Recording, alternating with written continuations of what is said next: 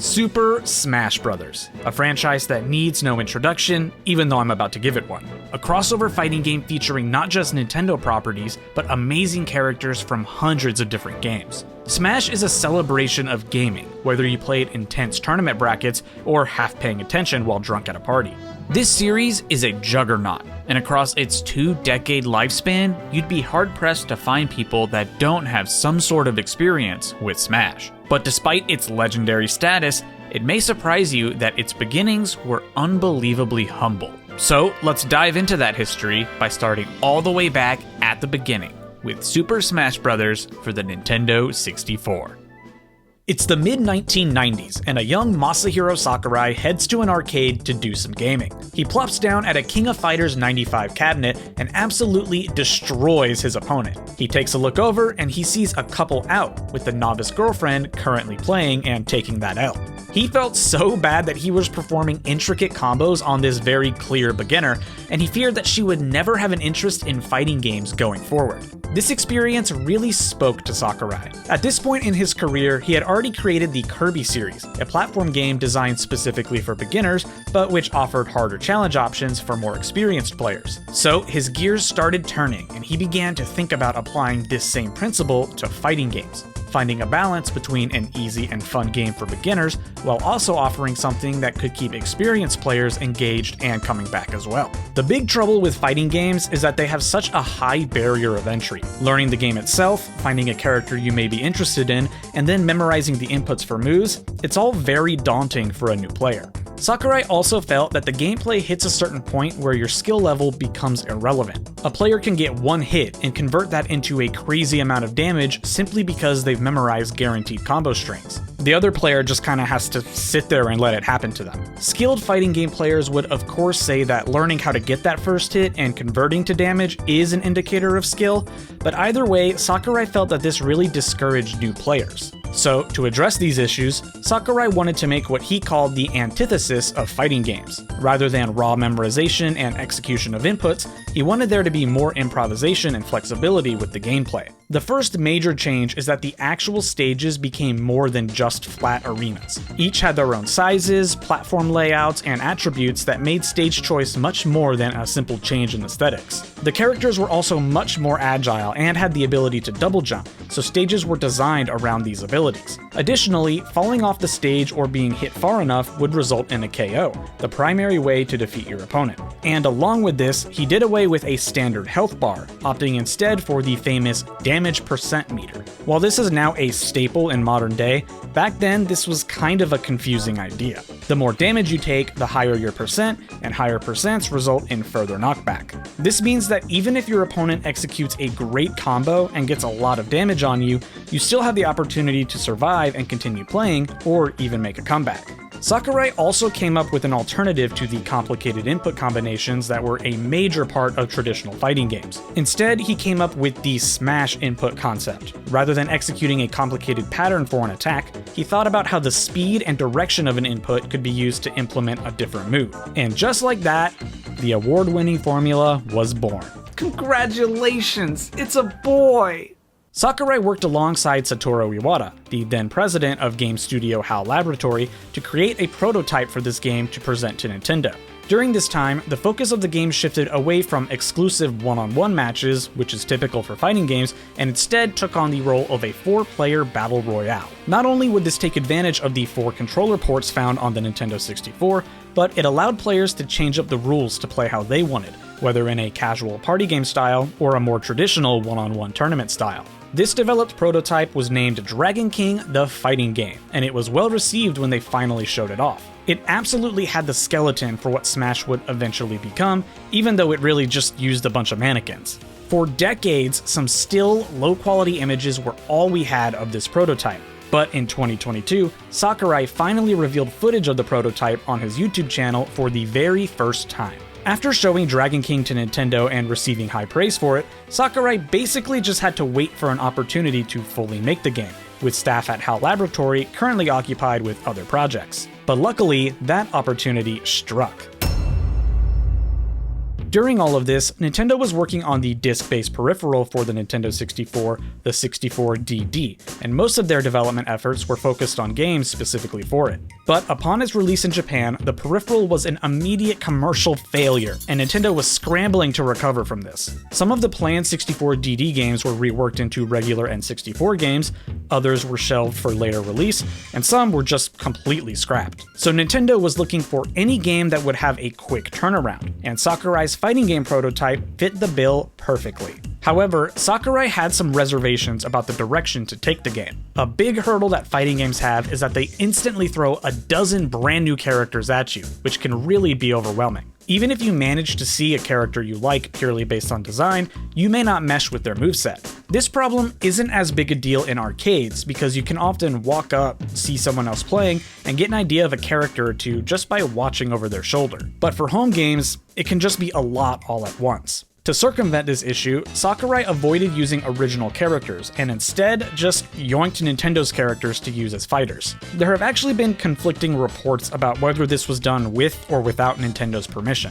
A common story is that Nintendo actually rejected the idea, but Satoru Iwata never told Sakurai, and a more polished prototype using the Nintendo characters was again presented, finally convincing Nintendo to move forward. Other stories say that they just had Nintendo's permission from the jump. Regardless of the truth of this, the Nintendo crossover aspect ultimately did move forward. The starting roster for this game was, even for the time, exactly who you'd expect. Mario, Nintendo's poster boy in both the 2D and 3D eras, was always going to be in. Donkey Kong, who had previously tapered off in popularity, had a monumental revival thanks to Rareware and the Donkey Kong Country and Donkey Kong 64 games. Link from the Zelda series, a popular franchise for Nintendo, but one which soared to its highest point with Ocarina of Time, which this fighter is based on. Samus from Metroid, an incredibly popular series despite having only 3 entries at the time, no new games in years, and which had no presence on the N64. Yoshi, who started as Mario's companion in Super Mario World, but who since became a fully fledged character in his own right. Kirby, Sakurai's baby. I have a feeling he would have ended up in the game even if Kirby as a series failed, but fortunately this wasn't the case. Kirby was just unbelievably popular. Fox from Star Fox, another incredibly popular series that had fans dying for more, and they're still dying all these years later. And Pikachu. It's weird to think, but Pokemon was relatively new during the game's development, so the inclusion of a Pokemon really solidified its status as a Nintendo mainstay at the time. It was certainly already on its way to becoming the media juggernaut that it is today, but it had only been released for 3 years in Japan and just 1 year in America at the time of Smash 64's release.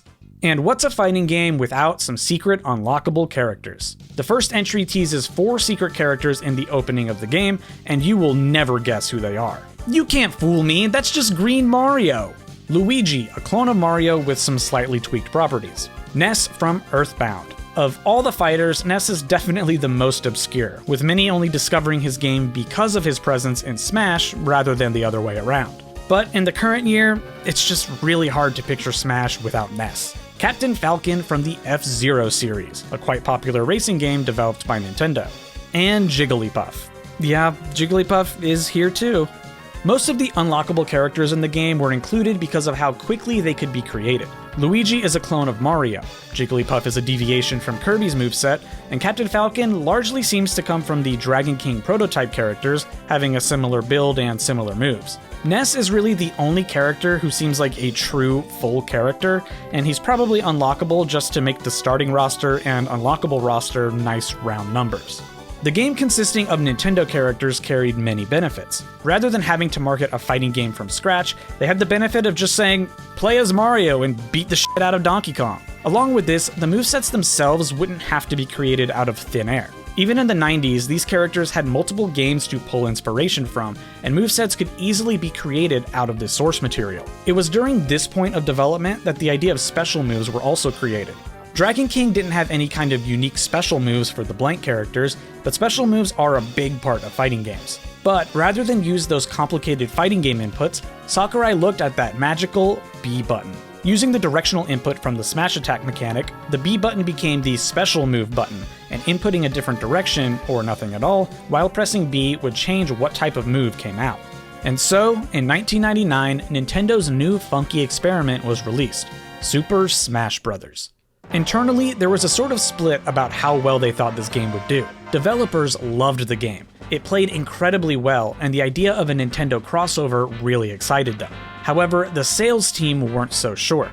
They were worried that players would have issues with attacking their favorite Nintendo characters. I think the opening to this game was probably a way to put these concerns at ease. It shows that these characters in Smash are meant to just be toys, and that these fights take place in a kid's imagination. It's not actually the real Mario and Link. But regardless of this, Nintendo really pushed the game. In 1999, Nintendo of America put on an event at a theme park in Las Vegas titled the Super Smash Bros. Slam Fest 99, which featured mascot costumes of different Nintendo characters performing in a wrestling match and also had demo kiosks for attendees to try out. The wrestling match was also available for streaming for a while after the actual event, but it was taken down and to this day is lost media. These costumes did, however, make a comeback, being featured in the well-known commercial for Smash 64 in the US, using the similar concept of mascots beating each other up. I mean, what better way to sell the game than to just beat the shit out of Donkey Kong? However, despite the sales team being hesitant about the game, it just printed money, becoming the 5th best-selling game for the entire Nintendo 64. And when you consider it released only 2 years before the next console was released, that really is something. It really seemed like Smash found a winning formula. Being able to tweak the rules to the game to play how you like made it widely accessible to everyone's style of play. In addition to the unique gameplay mechanics, other elements were included that would lean this game more toward the party game aspect. Stages included a variety of hazards and mechanics, from warping in pipes to dangerous acid to big scary wind. Items were also added to the game, which provided a variety of effects. Some can be used to fight, some kinda just get in the way, and some can heal you up. And there are the Pokeballs, which will summon a random Pokemon onto the field to interfere with the match. The stage pool left a lot to be desired though. There are only 9 total stages, so the game at a certain point can feel a little monotonous. There just isn't enough variety. And just like any fighting game, there is some content available if you're playing by yourself. One-player game sends you down a set of fights in a variety of different setups. You fight 1v1s, team battles, even a giant Donkey Kong. To break up the fights, there are also some bonus stages. Break the targets and board the platforms, which are self-explanatory. These modes are also available separately so you can try to get the fastest time possible. You finish off one-player mode against Metal Mario, followed by the Fighting Polygon team, a mysterious group of polygons that totally aren't just the fighters reskinned. And lastly, you take on Master Hand, a disembodied hand that is probably the kid playing with his Nintendo toys. The thing that sucks about one-player mode is that it never changes. You always start out against Link, fight the Kirby team, fight Giant Donkey Kong, and always on the same stages. Like, I understand the roster is small, so it was kind of limiting, but it's a shame because being the same every time really makes it dull after like 3 playthroughs. Ultimately, Smash 64 was a success, but you can really tell it's the first in the series. The gameplay is fine. I mean, it's Smash, you'll have fun, but the characters are incredibly stiff, and there's just something a tad awkward about the game. Don't get me wrong, I love Smash 64, but it's definitely not as fine-tuned as the other entries. It's almost like you can tell this was a game that needed a really quick turnaround. This is emphasized even more by the amount of content in the game, which just isn't a lot. Naturally, Smash is mostly about the fun you can have with your friends, but it would have been nice to see some extra stuff to do. This must have been on Sakurai's mind as well, because almost immediately after Smash 64's release, he began mentally crafting a follow-up. The concept behind this follow-up was essentially Smash 64, but everything is better. Better visuals, gameplay, music, everything was going to top what was done in the original. This vision maintained all the way through development, to the point that in Japan, the game is literally just titled Super Smash Bros. Deluxe, and Sakurai even got the fans involved. In 1999, the Smash Bros. Website opened up a questionnaire that asked for players' favorite Smash 64 characters, but also who they would like to see in a hypothetical sequel, which almost certainly influenced some of the picks for the new game. Rather infamously, Melee had an almost unreasonable development cycle of just 13 months, and Sakurai recalls that he had a destructive lifestyle during this time. He was really feeling the pressure to deliver on this sequel. The first game was sort of an experiment where there were no real expectations for the game's success. Now that all eyes were on him, and people would be expecting a quality product, he felt the pressure to live up to that demand. To take advantage of the GameCube's hardware, and Nintendo finally using discs instead of cartridges, Sakurai wanted to introduce 2 new features to the game. The first was a full motion video opening, which is crazy to think about. They're so standard nowadays, but back then, consoles were simply not powerful enough to accomplish this. The other feature was including fully orchestrated musical tracks, thanks to streaming playback. The final game didn't end up being fully orchestrated, but it had orchestra pieces alongside digital songs as well. And so, E3 2001 rolled around, and so did the big reveal, the Nintendo GameCube. And what game did they choose to debut the GameCube with? The follow-up to Smash 64 was introduced, officially revealed to be titled Super Smash Bros. Melee. If there was any doubt of the levels of success Smash 64 had, they were eliminated with this reveal. It's one thing for a game to do well, but for Smash to go from a weird experiment to the first thing they show off for the GameCube, that's pretty big. The cinematic opening that Sakurai storyboarded was even used as the trailer for the game, showing off both new and old characters, as well as giving some glimpses at how the game would actually play. The difference between Smash 64 and Melee's graphics really showed off the huge leaps that the GameCube made. Going from these super blocky, pixely models into something so detailed and smooth is just truly night and day. In winter 2001, Super Smash Bros. Melee was officially released in Japan and North America, with Europe getting the game the following spring. And Sakurai really lived up to his goal of Smash 64, but better. The game overall has a much better feel. The controls are tighter, characters move quicker, and the speed of everything in the game is generally ramped up. There are also brand new additions to the game, with the biggest being the addition of a new special move for every character. In 64, there were only up, down, and neutral specials, and Melee adds a side special move, giving everyone a total of 4. Also added are up throws and down throws, doubling the directions that you can chuck an enemy. Characters can also now do a dodge in place and an air dodge, adding to the pool of defensive options across the board. There are other smaller additions too, like wall jumping, angling moves, and charge smash attacks, as well as character-specific changes. The game just really got a huge overhaul under the hood. On top of that, all 12 characters from Smash 64 returned. But on top of those 12, 14 more characters were also added, more than doubling the roster size from 64. Peach and Bowser were both added, the obvious next choices for the Mario series, and the top 2 winners from the Smash website's poll. Bowser really just plays into the big dinosaur guy trope, but Peach's moveset takes inspiration from her first playable appearance in Super Mario Bros. 2, with the ability to float and pull up turnips. The Ice Climbers, a duo character representing the classic NES days. Several candidates were considered to fulfill this category, but Ice Climber was the character who actually made the cut. Playing as 2 climbers at once was born out of the Ice Climber game, where 2 players could scale a mountain simultaneously. New from the Zelda series is a 2-in-1 fighter, Princess Zelda and her alter ego, Sheik from Ocarina of Time. Each has their own unique movesets and are capable of transforming back and forth with their down special, spoilers be damned.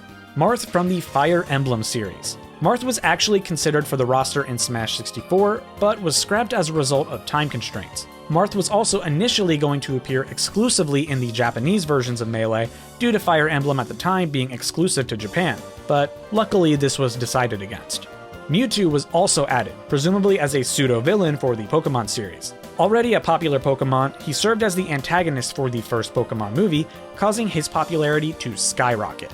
And Mr. Game & Watch, a unique mashup from the LCD Game & Watch line, pulling his attacks from different actions from those games. To match the LCD games, he's also completely flat, and to this day is one of the most unique characters in all of Smash. Those are all of the unique newcomers for Melee, however, to help pad out the roster without devoting too many resources, Sakurai once again opted to include clone characters.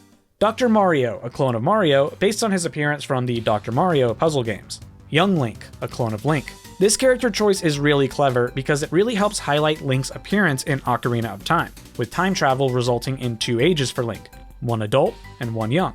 Ganondorf, a super weird one based on Captain Falcon. Ganondorf was also highly requested on the Smash 2 poll thanks to his appearance in Ocarina of Time, so this was a quick way to include him thanks to Captain Falcon having a similar build. The amount of work was also considerably sped up thanks to the fact that his model comes from a tech demo shown off for the GameCube at Space World 2000. He's really just a quick and dirty character. Falco is a clone of Fox, his fellow Team Star Fox member. Falco also got some of Fox's old attributes, like some of his stats and a slower laser that causes hit stun. Pichu, the pre-evolution of Pikachu, so appropriately, a clone of Pikachu. Pichu has a fun little gimmick where any moves that use electricity actually deal some self-damage, inspired by its Pokédex entries and appearances in the anime where it can damage itself by using its electricity. And finally, Roy, a clone of Marth. Roy's game was being developed at the same time as Melee, so it was sort of perfect timing to include him. His game actually ended up coming out after Melee, so Roy ended up first appearing in any video game ever in Melee. The stage choice in this game is also greatly improved, going from 9 in Smash 64 to 29 in Melee. Only 3 of these are returning from 64, Dreamland, Yoshi's Story, and Congo Jungle. Other stages from 64 received spiritual successors. Sector Z became Corneria, Planet Zebes became Brinstar, and there's a new Peach's Castle and Mushroom Kingdom. And the all-new stages really ramp up the variety. Nearly every universe in the game has 2 stages to pick from. There's really something for everyone here, from the wacky stages with lots of hazards, moving platforms, or car accidents, to more neutral stages that let you focus on just the fight. It took the play how you want formula and just really ran with it. And that's especially clear with Special Melee, a whole big list of different ways to play a versus match, like Giant, Slow-Mo, and Invisible. There's also Tourney mode, which absolutely nobody on the planet uses to operate tourneys. Fortunately, this game really expands on what you can do as just a single player. 64's one-player mode became Classic mode, and the same general idea applies. A series of fights against single fighters, teams, or hordes, with different mini-games in between. The great thing about this Classic mode, though, is that everything is randomized, which really helps keep things fresh. A run follows the same general flow every time, but the characters and stages fought are always different. The boss of this mode is still Master Hand, but joining him on certain difficulties is a boss new to the series, Master Hand's opposite, Crazy Hand, a stronger but more erratic hand that fights alongside Master Hand, occasionally doing team-up attacks. There's also a brand new adventure mode. Rather than being just a string of fights, the mode takes you through different Nintendo worlds. You travel through the Mushroom Kingdom, traverse a Zelda-inspired underground maze, escape an exploding Zebes like in Metroid. Throughout this are fights against characters from these series, but the goal is to make it feel more connected. The end of Adventure Mode has you take on a giant Bowser, but once you've seemingly defeated Bowser, his trophy rises back up and shatters, revealing his all-new crazy transformation, Giga Bowser. This is a totally Smash original concept, basically giving Bowser a Super Saiyan upgrade with his moves all doing insane damage. Defeating Giga Bowser properly ends Adventure Mode, and your journey is finished. Personally, I respect the effort put into Adventure Mode, but it feels like it kinda loses steam about halfway through. You start out going through these huge, cool custom maps based on Nintendo series, but by the end, it's kinda just fights, almost like Smash 64's one-player game. It's certainly a cool concept, I just wish they did a little more with it. I will say though, of all the faceless fighting teams in the Smash series, Melee's fighting wireframes are probably my favorite. They look so cool. You also get a nice reward when you unlock all of the fighters, a brand new mode called All-Star Mode. In this mode, you take on every single character on the roster, starting with one-on-ones before going into 3 and 4 player free-for-alls. You retain all damage as you progress, but are given healing items to use strategically. I really love this mode. Cranking up the difficulty and seeing how far you can make it is just so much fun. We also have an all-new Stadium mode for some mini-games. Break the Targets makes a return, with unique maps for every fighter in the game, and an absolutely banging song to go with it. Board the Platforms from the first game isn't here anymore, but we do have 2 new modes. The first is Home Run Contest, where you attack and rack up damage on a sandbag, then hit it with the Home Run Bat item to see how far you can get it. I have always been so bad at this, and seeing the world records for each character just makes it all the more insane that it's doable, because I get like 2 meters every time. The other new mode is Multi-Man Melee, featuring the fighting wireframes. This mode essentially has you defeating hordes of enemies, which is always good fun. But perhaps the biggest addition to single player is Event Mode. These events put you in Smash battles, but they generally have themes that they follow, with different goals in mind, and they can have a pretty wide range. Some follow a theme for a specific character, like Link fighting Darkling, or a theme for multiple characters, like Girl Power defeating the female fighters. Others give you a more focused goal, like defeat the enemy using only Pokeballs, or defend this Yoshi egg from getting broken. The most infamous event by far, though, is the final event, number 51, the Showdown. This pits you against a Ganondorf, Mewtwo, and Giga Bowser, all with 3 stocks. It's hard enough defeating Giga Bowser once, but 3 times, plus 2 other fighters?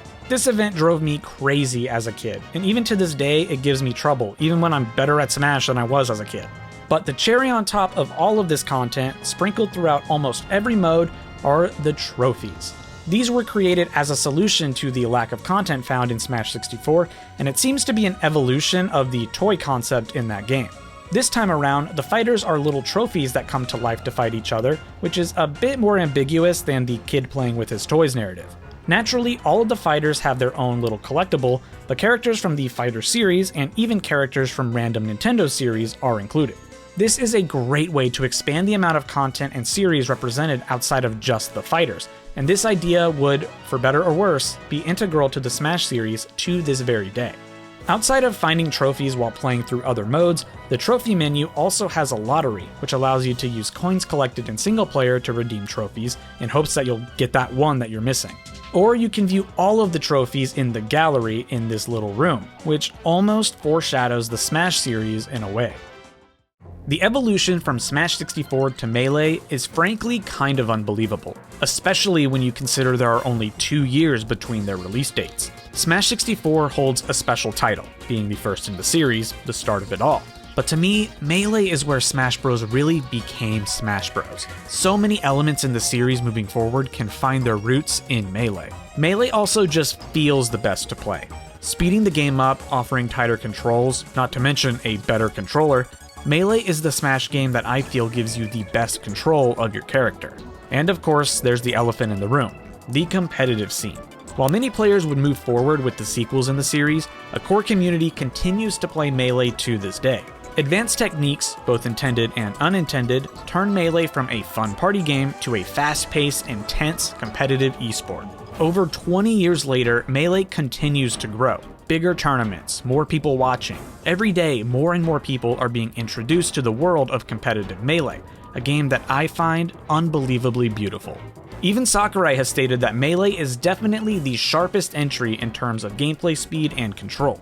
And remembering his goal of making Melee do everything better, I'd say he absolutely met and exceeded those expectations.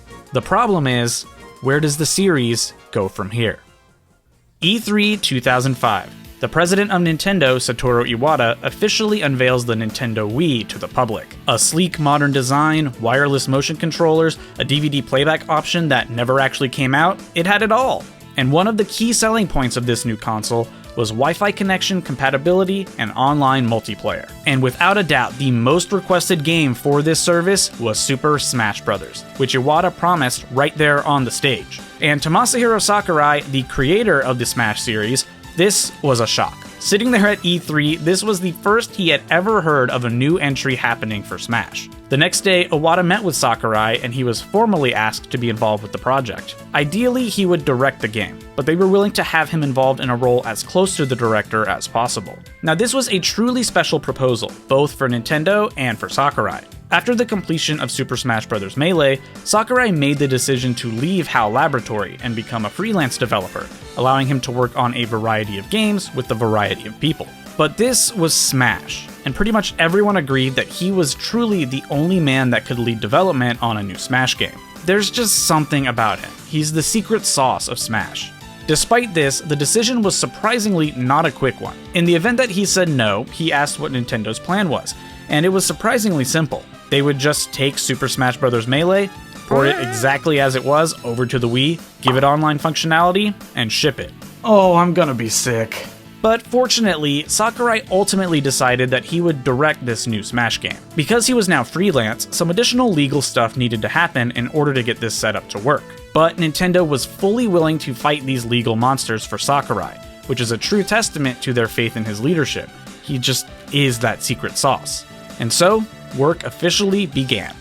When setting out to develop this new Smash Bros., there were two key aspects that were really important. The first came from Nintendo: online play. Online PC gaming was already huge, and with Xbox leading the charge with Xbox Live on consoles, everyone started to want a piece. Plus, it's just a no-brainer. Games like Mario Kart and Smash are already multiplayer paradises. Adding online to that can only be a positive.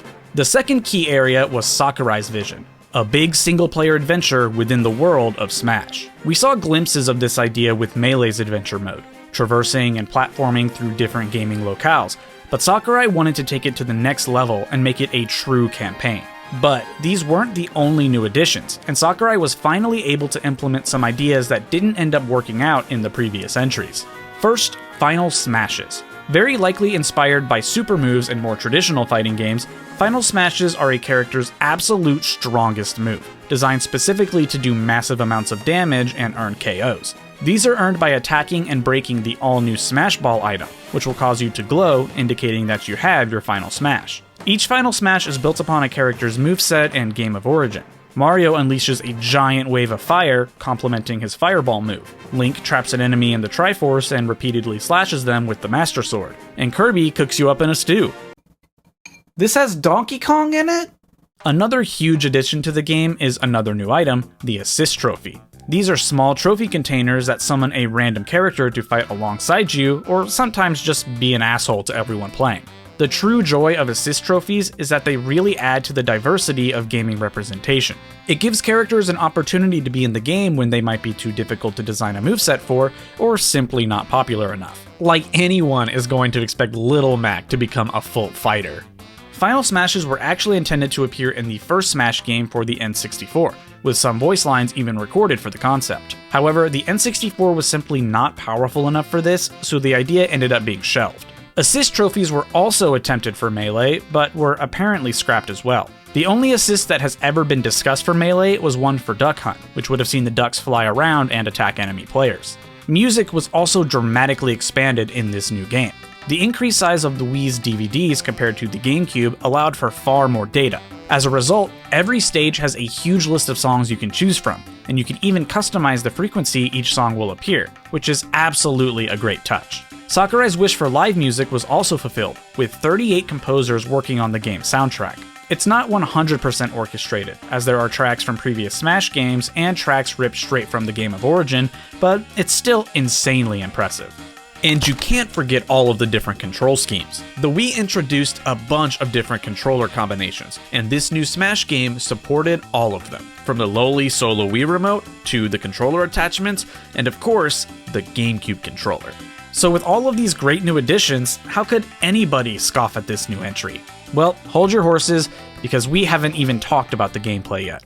Super Smash Bros. Melee had become a beast. Players were figuring out wild mechanics, advanced techniques, and they had just become so good that they were playing at a speed that was genuinely never expected. The skill gap between a novice and an experienced player was getting wider and wider with each passing day, and Sakurai just did not fuck with that. His whole inspiration for creating Smash was to create a game that was enjoyable for both novices and experts, and Melee had evolved to just be the exact opposite.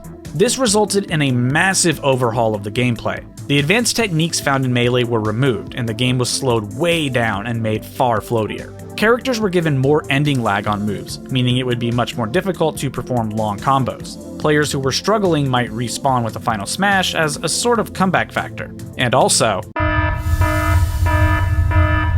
in short, this game was made way more noob-friendly than the previous games. While this was Sakurai's personal vision for the game, it also lined up with Nintendo's goals for the Wii, catering to the casual audience. And so, E3 2006 rolls around, and it's finally time to unveil this new Smash game, Super Smash Bros. Brawl. Can I just pause here to say how much I love this opening? The old Melee models running in and then transforming into their new designs is just so cool.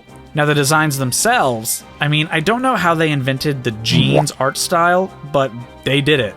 But it's not just the new designs we get to see. They also revealed a big clump of brand new fighters. Meta Knight, a villain from the Kirby series, who debuted in Kirby's second ever title, Kirby's Adventure. It's really shocking that for the creator of the Kirby series, it took him until the third game to include a second Kirby character.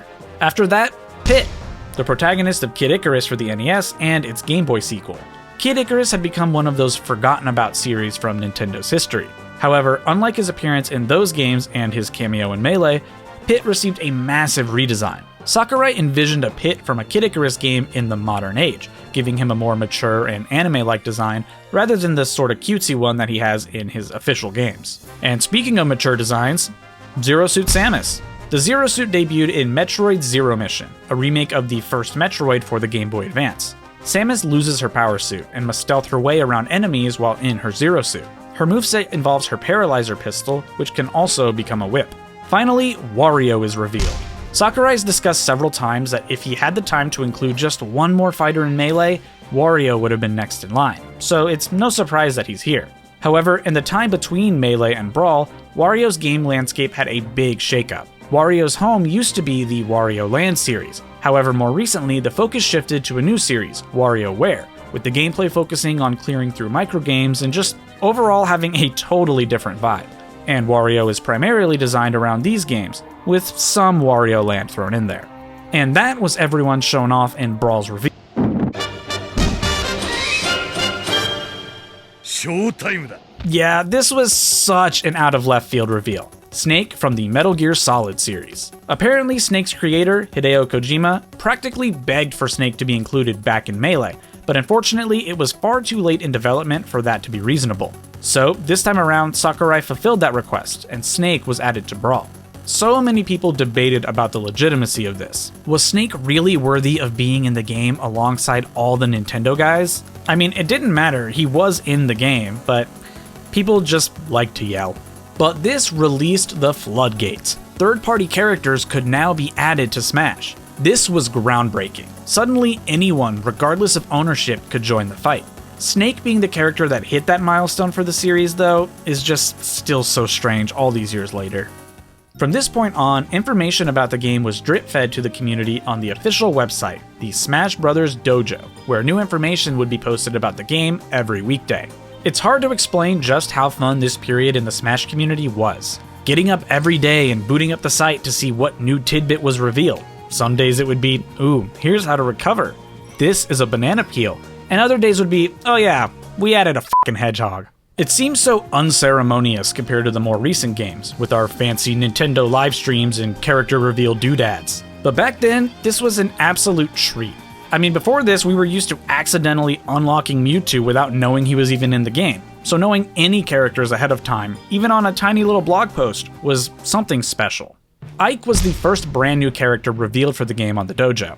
Fire Emblem had finally come to the West, and Ike was the star of the GameCube installment of the series, Fire Emblem Path of Radiance. He also had a sequel in development for Wii at the time, so it just made sense to add him, considering the only other Fire Emblem reps were only familiar to Japanese players. A couple weeks later, Pokemon Trainer was revealed, an amazing concept for a fighter.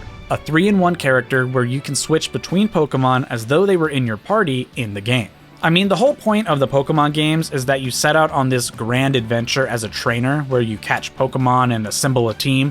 So ironically, Pokemon Trainer is probably the best representation of the games that Smash has ever seen. The trainer is based on the protagonist of Pokemon Fire Red and Leaf Green, the remakes of the first generation of Pokemon games. And the starters come from the starter Pokemon from those games at varying levels of evolution, which is another layer of representation. Squirtle, the base form, Ivysaur, the Stage 1 Pokemon, and Charizard, the final evolution. Each had their own dedicated moveset, with the exception of sharing a down special that swaps to the next Pokemon in the line. Diddy Kong was next to be revealed, only the second character ever from the Donkey Kong series. As one of Nintendo's oldest franchises, it's honestly shocking it took this long, but it just couldn't be anybody other than Diddy. Lucas was revealed next, the protagonist of Mother 3, the third game in the Mother series that at the time was Japan exclusive. Insert Mother 3 localization joke here. Apparently, Lucas was actually intended to appear in Melee, replacing Ness as the Mother series representative. At that time, the game was in development for the Nintendo 64 DD, a hardware attachment for the 64, and was known simply as Earthbound 64. However, for a variety of reasons, the development was ultimately trashed and started over, resulting in Ness staying in Melee. The game then resurfaced for the Game Boy Advance as Mother 3 and was finally released, so now was as good a time as any to include Lucas in the roster. And then this blue bastard was revealed, and all bets were truly off. Sonic in Super Smash Bros., Mario's previous mortal enemy with the Sega vs Nintendo console wars and shit talk in the past. Suddenly, they're besties not only in Smash, but in that little Olympics game that will definitely just be a one-off. It's really hard to describe if you weren't there at the time, because seeing Sonic and Mario together nowadays is just very natural. But it was just so surreal back then to see Mario and Sonic together. I sure hope his moveset doesn't suck.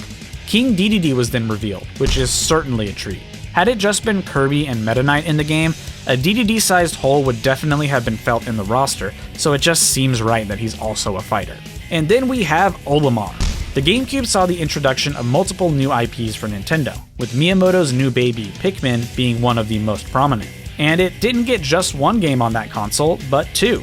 Pikmin has definitely been one of these struggling Nintendo IPs, with varied success throughout its lifetime. But being from Miyamoto and performing just well enough secured Olimar's place in this lineup. And he fights using the little Pikmin. That's adorable.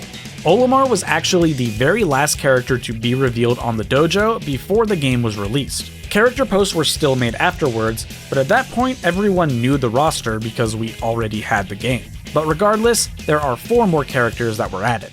The first is Lucario, a Pokemon from the 4th generation series of games. Pokemon was positioning Lucario as one of their big new guys, sort of like a new Mewtwo. He had appearances in the anime well ahead of Generation 4's reveal, and he even got a starring role in a Pokemon movie. In Smash, he features a unique aura system, where the more damage that he takes, the more powerful his moves become. Rob the Robot was also added, a very unique addition in that he's not actually a video game character, but rather a peripheral. A good chunk of his moveset is inspired by the movements and accessories from his physical counterpart. Absolutely one of Smash's most unique inclusions throughout the whole roster, and an amazing twist on both a retro gaming character and Nintendo's physical peripheral lineup. Toon Link is also a new, yet kinda old, fighter. Famously, the GameCube's first ever Zelda game was The Legend of Zelda: The Wind Waker, with a cel-shaded cartoon aesthetic that no one was expecting. Many wanted a gritty, realistic Zelda game like what was shown off in the Space World tech demo, and a few years later, Twilight Princess answered that demand on both the GameCube and Wii. So to take advantage of these 2 very different art styles, Smash added both. Link was now the Link from Twilight Princess, and the addition of Toon Link represented the Wind Waker. This is still effectively the Link and Young Link split from Melee, except now instead of representing 2 ages of Link, it's 2 completely different incarnations with 2 totally different styles. Honestly, it's such a clever way to represent the very weird logistics of the Zelda series. And the other Zelda characters were updated to Twilight Princess designs as well, so the gang's all here, plus the annoying little cousin. And finally, we have Wolf, an antagonist from the Star Fox series in his fancy pants new clothes from Star Fox Assault and Command. However, rather than bringing a whole new moveset over, he's just a variation of Fox and Falco's movesets. Roughly the same moves, but with his own little spin on it. So essentially, all 3 characters in the game originate from the same character's moveset. That's just perverse. Brawl is also notable for being the first Smash game to feature cut characters. Dr. Mario, Pichu, Young Link, Roy, and Mewtwo were all cut from the Smash Bros. Lineup. The first 4 are kind of obvious, just scrapping or replacing the clone characters. Mewtwo has always been a mystery to me since he's fully original, but again, Lucario sort of fills that gap, so I guess it's alright. Behind the scenes, Brawl saw several multiple-month delays, with one of these apparently being a result of Sonic's edition. But January 31st, 2008 finally saw the release of Super Smash Bros. Brawl in Japan, with the rest of the world getting it a few months later.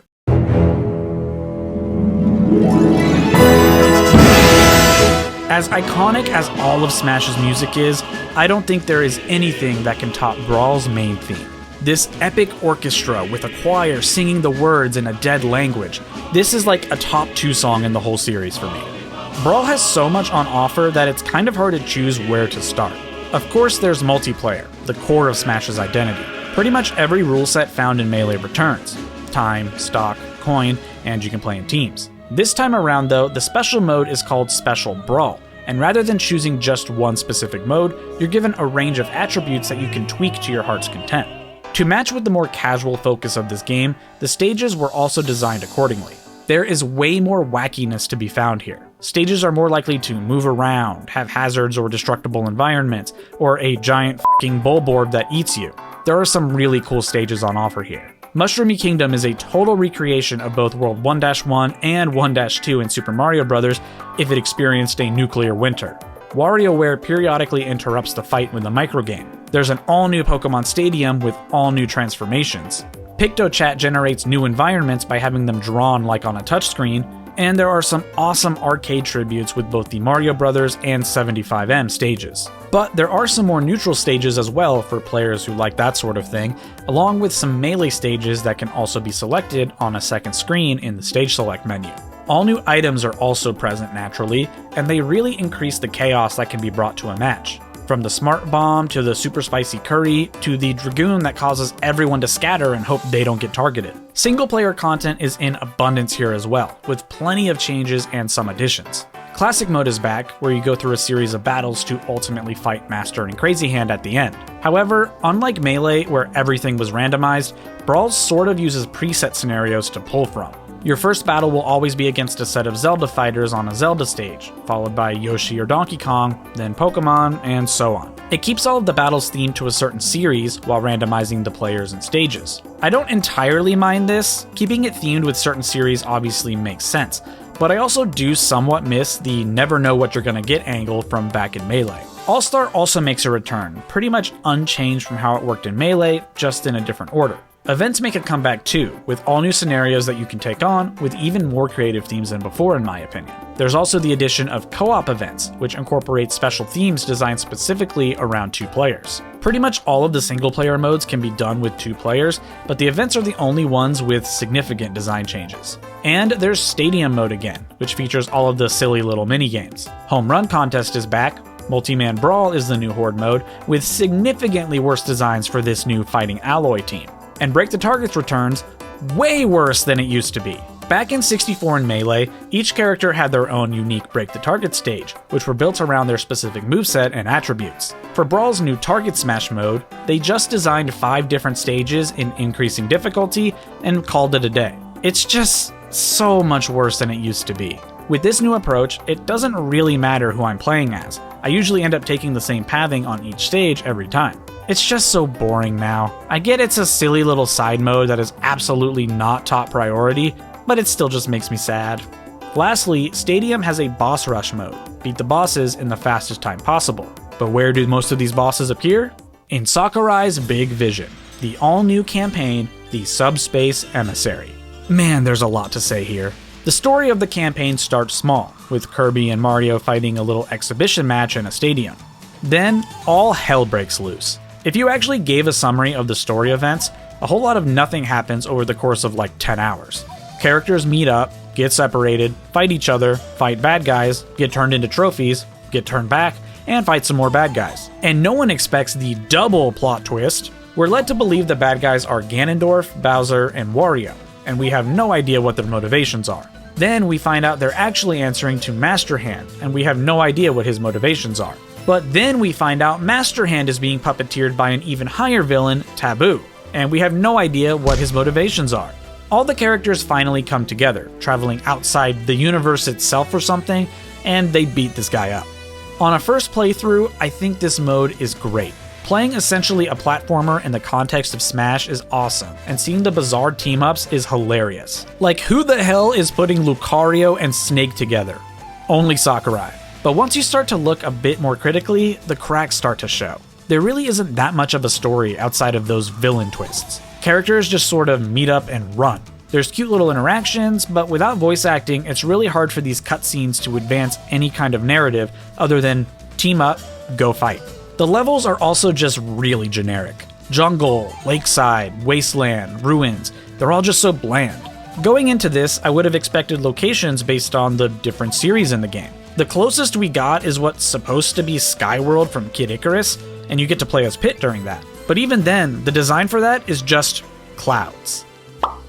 Like, imagine if you were going through a forest, but it's in Hyrule, so you fight enemies from that series. Then the next level is an actual Skyworld with Kid Icarus guys, and then you fight Bowser in a Mario-themed level. The platforming through these sections, defeating various minions and enemies, is admittedly really fun though.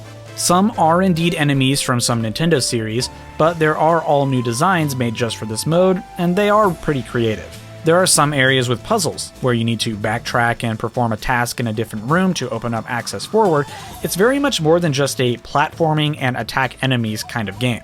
But the Great Maze can just fuck right off. It's so long and confusing, and even on like my 10th playthrough, I just dread this part of the game. You lose all of your fighters, and you have to go find and collect their trophies throughout this gigantic maze. It doesn't start off terribly because you're finding a bunch like all in a row, but halfway through, you end up backtracking so much just to go get frickin' Diddy Kong. I still do have a lot of fun with this mode, but in some areas it really feels like a missed opportunity. But the cutscenes are beautiful. I'm actually so sad that they're compressed to hell for playback on the Wii, because I know these would be absolutely gorgeous in HD. And seeing all of these characters interact with each other and fight together, I mean, it truly is such a treat. From one big goal to the other, there's the Wi-Fi play that you can no longer officially Wi-Fi play on.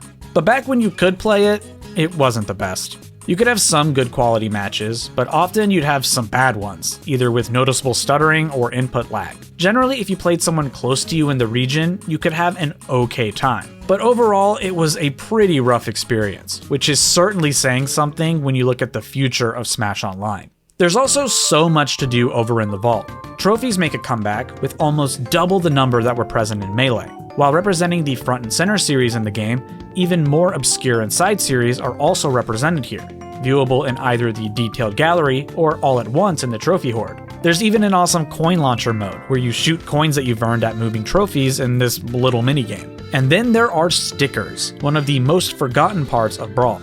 These can be collected across a multitude of modes, added to your sticker album. They can then be added to the base of your fighter's trophy in Subspace Emissary to boost their stats and abilities, or to be completely ignored by 14-year-old me. It's actually crazy how many people forget about stickers, because these are basically the precursor to spirits in Smash Ultimate. But then there's Brawl's biggest addition to the series, the Stage Builder. The ability to create your own stages, draw out the platforms, add all kinds of objects and obstacles, was truly so cool. There are all kinds of videos of fun little mini-games made out of Stage Builder, like surviving the longest on a lava-filled stage or making a little obstacle course. But my favorite thing that the Stage Builder brought was the Vault also has challenges. Completing these challenges offer unlockable content, from stickers and trophies to bigger things like music tracks or full-on stages. There's nothing like hearing that little and seeing what challenge you just accidentally completed. Masterpieces also live in the Vault, short little demos of the classic games that some of Smash's characters came from. Enjoy dozens of seconds of exciting gameplay from right inside Brawl. Yeah, these demos always felt super cheap. Like, I get limiting it to a certain amount of time, but literally 30 seconds of gameplay? Like, why do it at all at that point?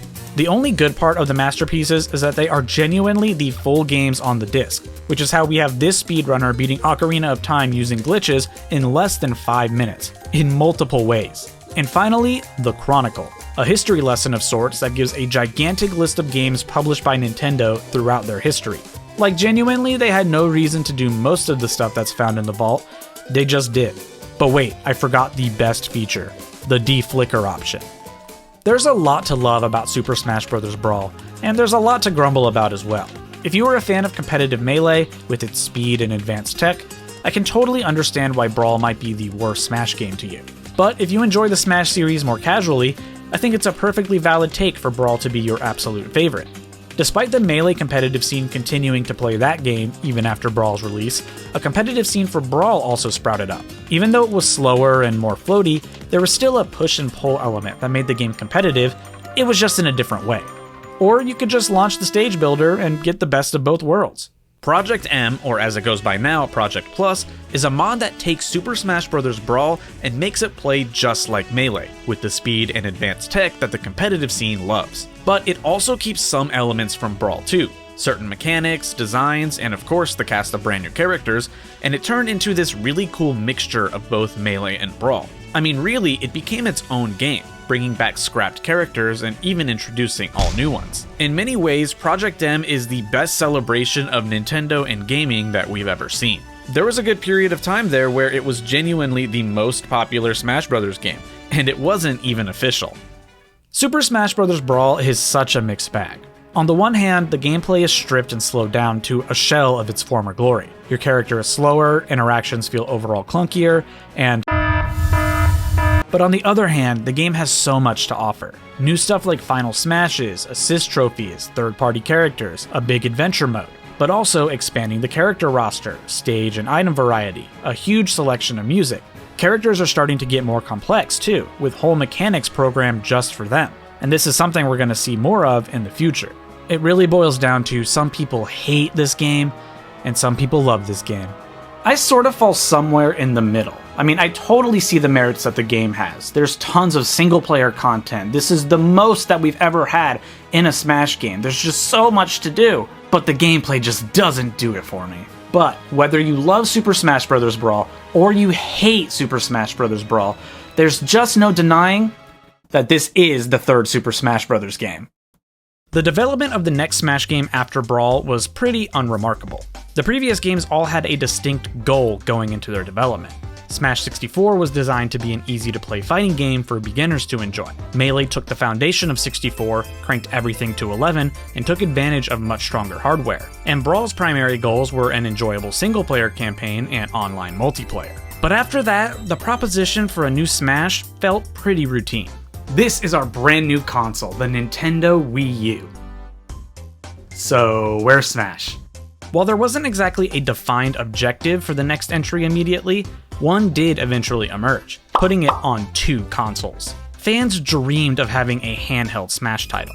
Even in the lead up to Brawl's release, Sakurai was being asked about putting Smash Bros on the Nintendo DS. Sony even beat them to the punch by putting their Smash clone, PlayStation All-Stars Battle Royale, onto the PlayStation Vita. Looking at the Nintendo 3DS though, Sakurai decided that it was finally time. Now the 3DS isn't exactly known for its power, but the little handheld could do some pretty impressive stuff. And Sakurai was well aware of its capabilities, having just finished up work on Kid Icarus Uprising. There was a fear that the hardware limitations would disappoint fans if there was only a 3DS Smash. Compromises would need to be made for the game to work on the handheld, and the other option was to just make Smash for the new Wii U console, which didn't really offer anything new aside from raw power being Nintendo's first HD console. So Sakurai decided to just split the difference and make a version for each. This time around, Bandai Namco was tapped to be the primary developer alongside Sakurai and Sora Limited, which is a pretty big get. Their experience developing fighting games like Tekken, and just having their resources in general would prove to be great for the game's development. Moving forward, each version of the game was developed with different intentions. With the 3DS being objectively the more casual version, this game focused on short burst single-player content that you could pick up and play for a bit and then put down. Bye-bye. Meanwhile, the Wii U focused on more traditional Smash gameplay, with multiplayer being the primary focus alongside more extensive single-player modes. And perhaps the biggest addition to the console version of the game was 8-player Smash. Evidently, this was conceptualized as far back as Melee, but the hardware would have... The content of each version was also more curated. The 3DS version stages and trophies had a bigger emphasis on handheld games, while the Wii U version represented console games. There are some obvious exceptions, particularly with returning content, but overall, the games were organized with that in mind. Despite all of these differences though, Sakurai made sure that one aspect was the same across both versions, apart from the gameplay itself, and that was the roster. And this makes sense. The cast of fighters is the most important thing to the fans, and having a character appear on one version but not the other would be incredibly disappointing. But because the rosters needed to be identical on both versions, and the 3DS console was lacking in power, some of the characters needed to be severely altered to make them function well. Zelda and Sheik, for instance, had previously been a transforming character, but had to be split into 2 separate characters. Samus could turn into Zero Suit Samus and back using her final smash, and again they were turned into completely separate characters. And Ice Climbers, a 2-in-1 fighter, were completely cut from the roster. Now all of these examples worked perfectly fine on the Wii U. I mean, they worked on previous consoles with shittier hardware, so of course they were fine on Wii U. But this just shows how shitty the 3DS actually was in the power department. Even though the game was hinted at by Satoru Iwata in 2011 and the official developers were announced in 2012, it wouldn't be until E3 2013 that we would finally see an announcement.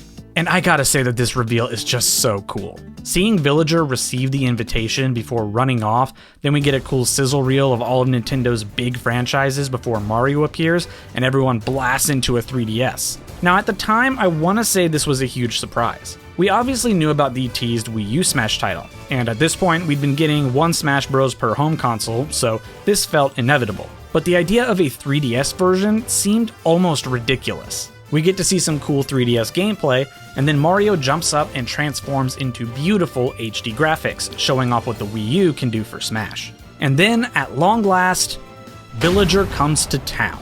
Villager is a pretty interesting choice for Smash. You wouldn't immediately think of Animal Crossing if you're thinking about a fighting game. It's a life simulation series where you collect little bugs and pay off crippling property debt, so including the Villager is a pretty unique choice. In fact, the character was considered as a fighter for Brawl, but was cut because he apparently wasn't suited for battle. Which is weird considering nothing about the character or his home franchise really changed. It just seems like Sakurai changed his mind. And then... Now that's what I'm talking about. Villager is a cool addition, but anytime a Nintendo first party gets added, it's sort of like, that's about right. But third parties are where these shocking additions live, and I honestly can't think of a better third party reveal alongside the reveal of the game than Mega Man. And he's the classic Mega Man. They stayed right in that NES era and gave him all sorts of weapons from the classic series, with a huge focus on Mega Man 2, widely considered the most popular classic Mega Man game. Later on in the day, the show floor featured an exclusive character reveal for some reason: Wii Fit Trainer. I remember everyone initially thinking that this was a crazy joke character, but when you actually take a look, it's actually really clever. The instructor from the Wii Fit games, with a moveset built around all sorts of workouts and yoga poses, is just so creative. People even question Wii Fit Trainer's place in the roster, like, is this really a gaming all-star? But both versions of Wii Fit were in the top 10 best-selling games for the Wii. So I'd definitely say that they earned their spot in Nintendo's history, despite not really being a very traditional video game. The reveals for these new Smash games were pretty monumental in Smash's history. This is the first time we have high-quality trailers specifically for new character reveals. Brawl got a decently animated trailer for its initial reveal, but after that, the occasional character trailers were really just gameplay montages all constructed using the game engine. Moving forward, nearly every character would be getting these high-effort reveal trailers. I'm so excited to see what the single-player cutscenes for the game are gonna look like.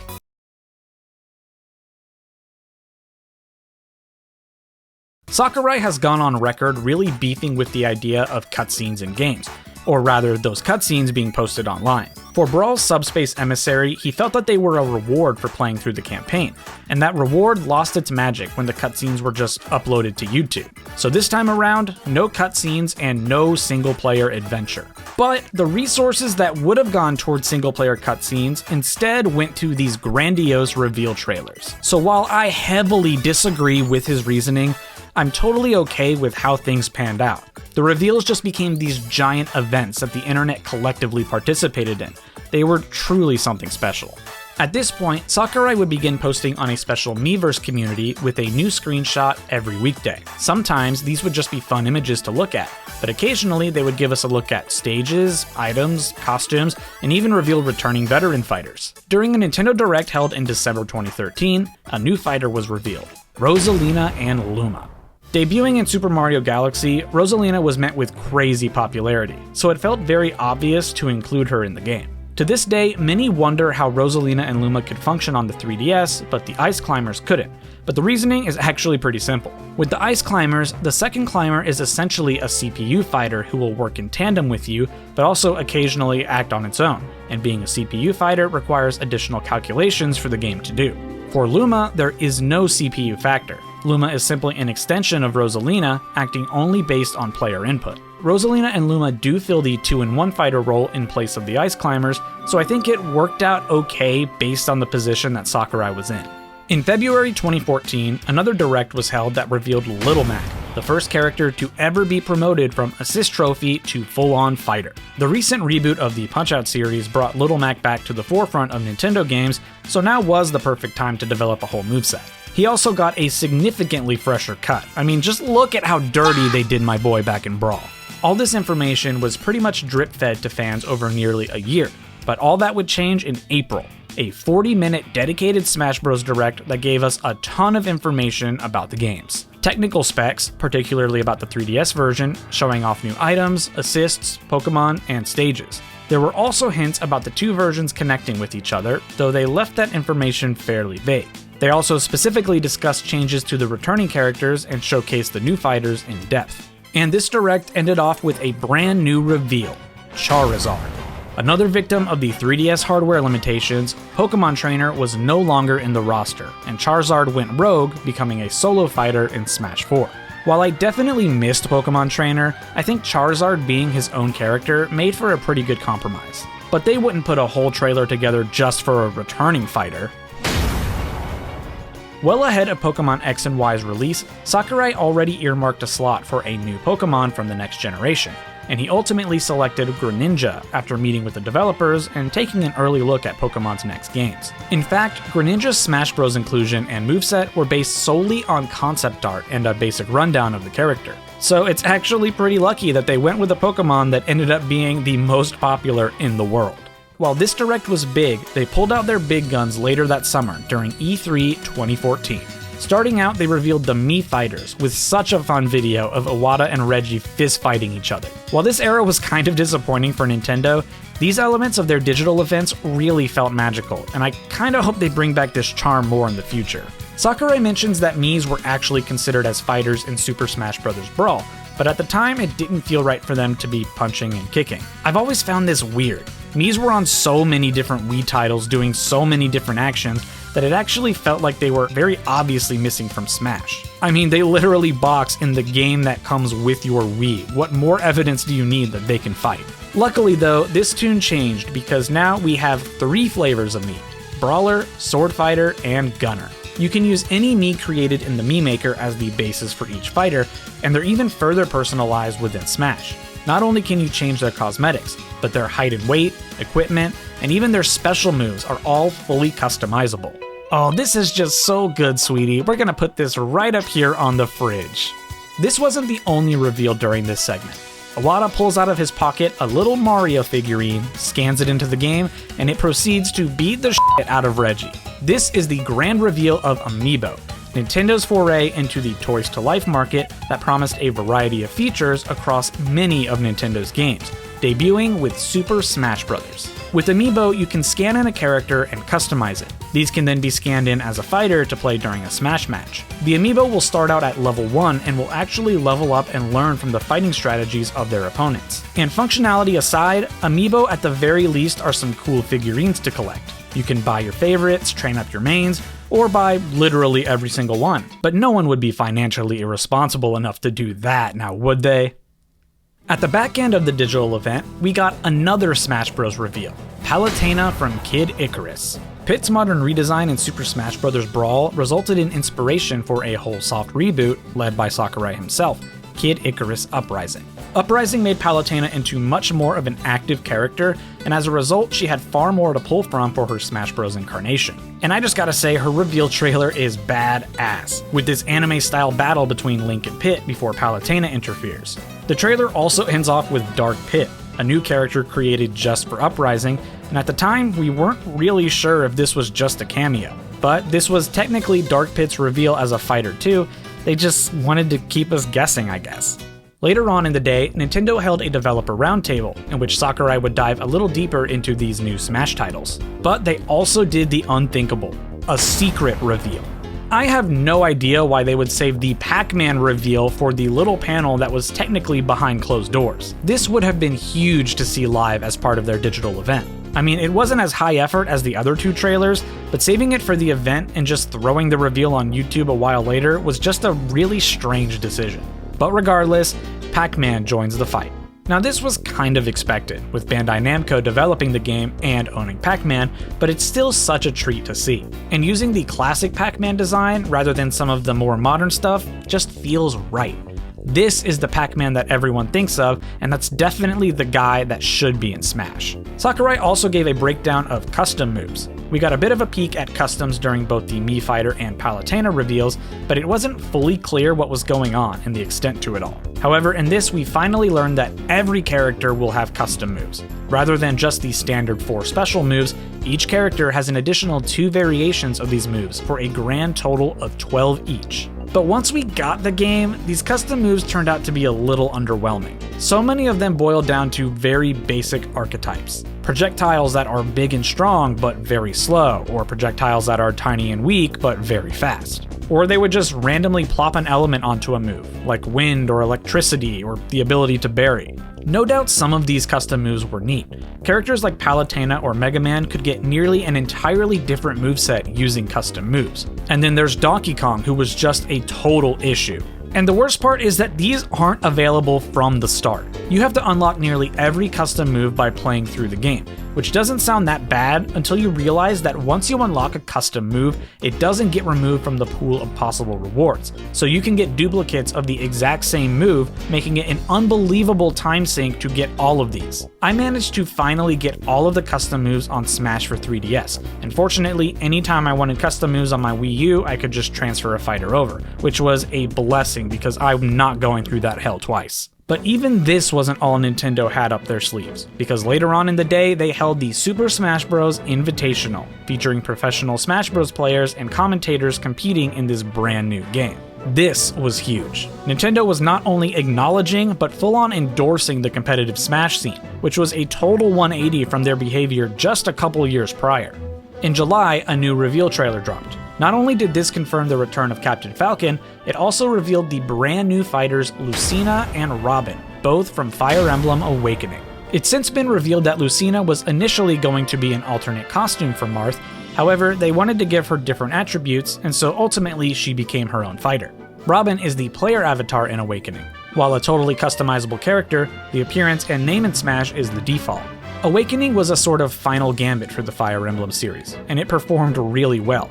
So both of these characters being included, despite all the Fire Emblem complaining, is pretty justified in my opinion. But all these new fighters for the game have been pretty awesome, and their trailers have been so sick. I'm really excited to see what else Nintendo will reveal. The Smash community was sent into total chaos. Internet investigators immediately began scrutinizing these leaked images and videos. Many thought these were photoshops or pre-existing art that were simply well masked because of the poor image quality. This leak came to be known as the ESRB leak, because an ESRB tag was used throughout the footage. At the time, it was believed to come from an ESRB employee. However, in 2023, a video released by Liam Robertson and Did You Know Gaming revealed it was actually the child of a Nintendo employee that shared the images with friends, which then got posted online. Imagine getting your parent fired because you wanted to show your friend the dog from Duck Hunt. And any remaining doubt about this leak was quashed with... Shulk's journey to Smash is kind of a cool story. Xenoblade Chronicles was released in Japan and eventually localized and released only in Europe.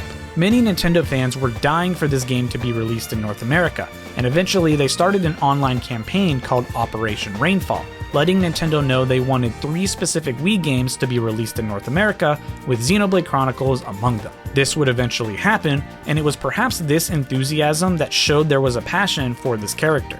Of course, it's also possible he would have been in the game anyway, kinda like Lucas, but Operation Rainfall definitely let Nintendo know people cared about Xenoblade.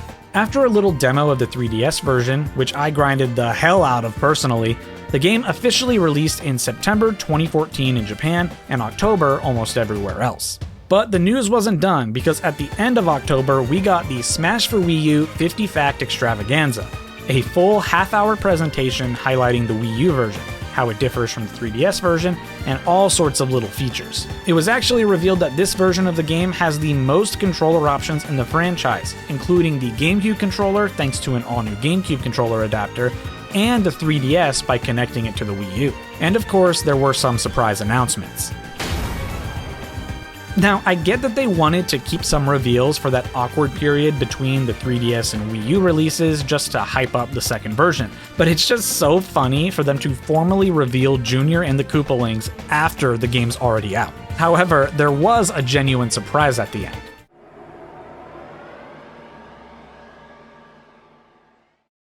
This was massive. It's standard practice now, but Nintendo really seemed resistant to DLC. I mean, for starters, the Wii couldn't even do DLC in the first place, and even with the Wii U capable of doing it, it just kind of felt like they were reluctant to go for it. So to find out that Mewtwo was not only returning, but in the form of DLC, the floodgates were opened, and the character debates came back in full force. The final hilariously late reveal was Duck Hunt.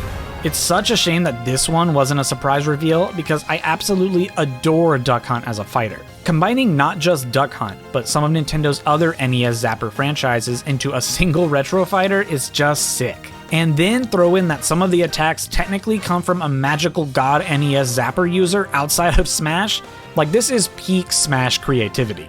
And with that, all there was left to do was wait for the Wii U version to come out, which it did in November 2014 in the West, followed by release in Japan in December. Let's take a look at the features that both games have, starting with Classic Mode. On Smash 3DS, Classic Mode features a path that your fighter travels along, and it forks, allowing you to have a choice in who you fight against. Each path also has a different color, signifying an easier or harder fight, and the rewards you get correspond to the difficulty. Outside of this pathing system, the actual fights are pretty similar to Classic Modes that you'd find in previous Smash titles. However, Smash for Wii U's Classic Mode is a doozy. So your fighter gets plopped onto this giant board, and you have a handful of scenarios to choose from for each fight. 1v1s, team battles, free-for-alls, CPUs with custom moves, there are lots of options. Then you rinse and repeat until you get to the end. And I don't know, man, I just feel like this is so lame. First off, it's obvious that they really want you to play the 8-player Smash battles, and these just kinda suck in classic mode. When you're playing with friends, the chaos is the entertainment, but when you're by yourself trying to get a decent score, it's just shit. Both versions of classic mode introduce cool new bosses though. On Smash for 3DS, if you have the difficulty high enough, Master Hand and Crazy Hand will turn into this crazy chaotic form, Master Core. This thing can turn itself into all kinds of configurations, like attacking with swords and turning into a beast. It's sick. The Wii U version also has all of these forms, however at some of the absolute highest difficulties is an additional form, Master Fortress, a sort of living labyrinth where you have to destroy several weak points to win. And honestly, this is actually really hard. This change to the final boss is genuinely the only saving grace to Wii U's classic mode, because I think this is just so neat. The stadium has some returning modes like Home Run Contest and Multi-Man Smash, but the Targets mode is way different. Target Blast, where you just play Angry Birds. Now, I don't fully hate this mode. It's at least sort of interesting and there is some strategy involved, but I am on my knees begging for the old Break the Targets modes with the unique maps.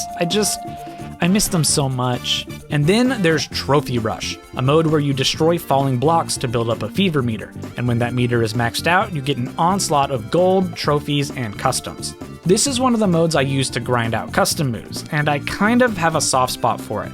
I don't know why, it's just kind of fun.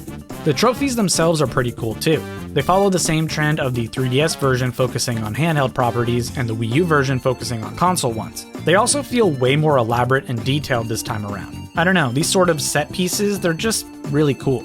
Also, did anyone else forget about the photo studio? You can pose the trophies into little dioramas and take photos, and I think I literally had exactly 0 seconds of playtime in this mode. I didn't even know it was there.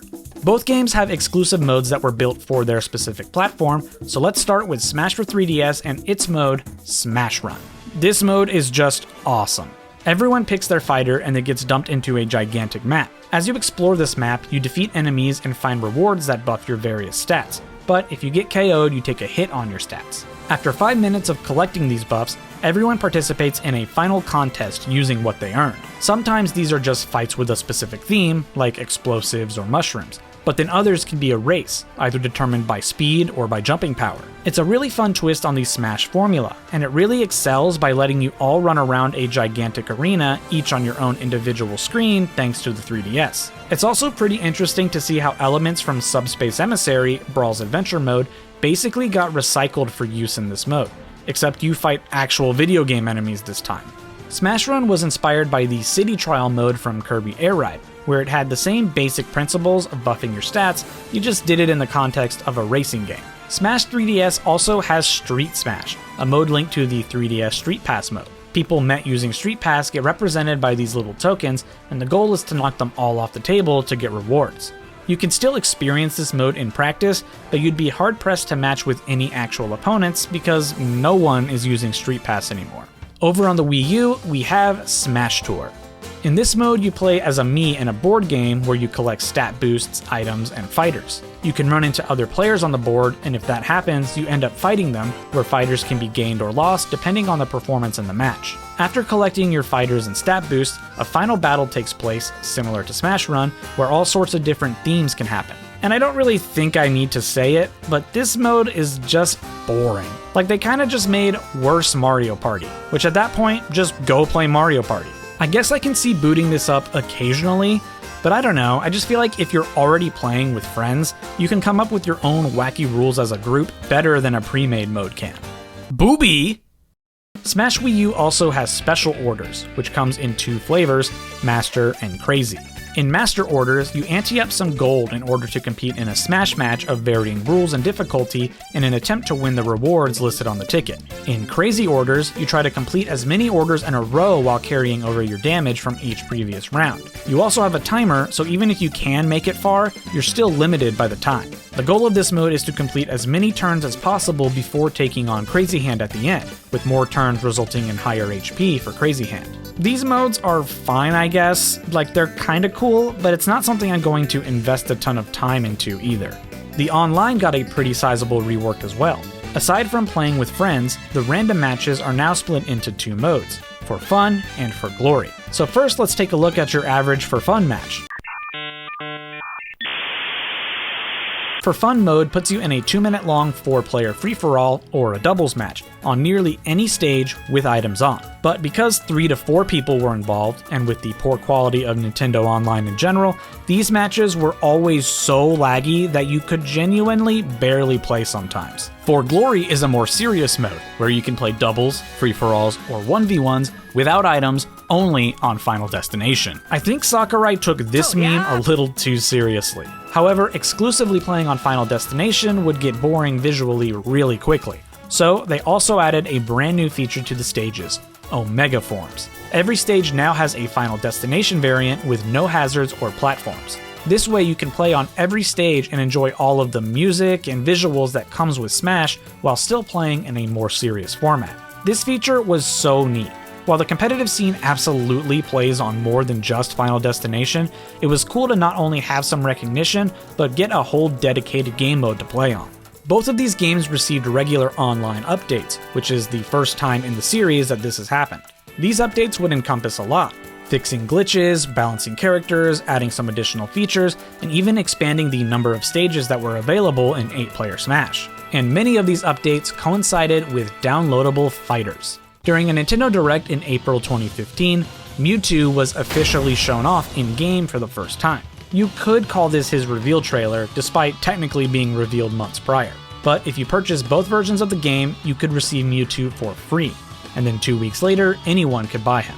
This Nintendo Direct also revealed the next DLC fighter, the Brawl veteran Lucas. It was also revealed that Mii fighters would be receiving DLC costumes. While some of these were generic outfits, many represented characters from series in Smash. This was sort of a compromise for characters that wouldn't become full fighters. They'll never be on the roster, but here's a little Mii costume instead. And this would end up being a trend for the rest of Smash 4's lifetime. However, there was also a big surprise during this Direct: the Super Smash Bros. Fighter Ballot.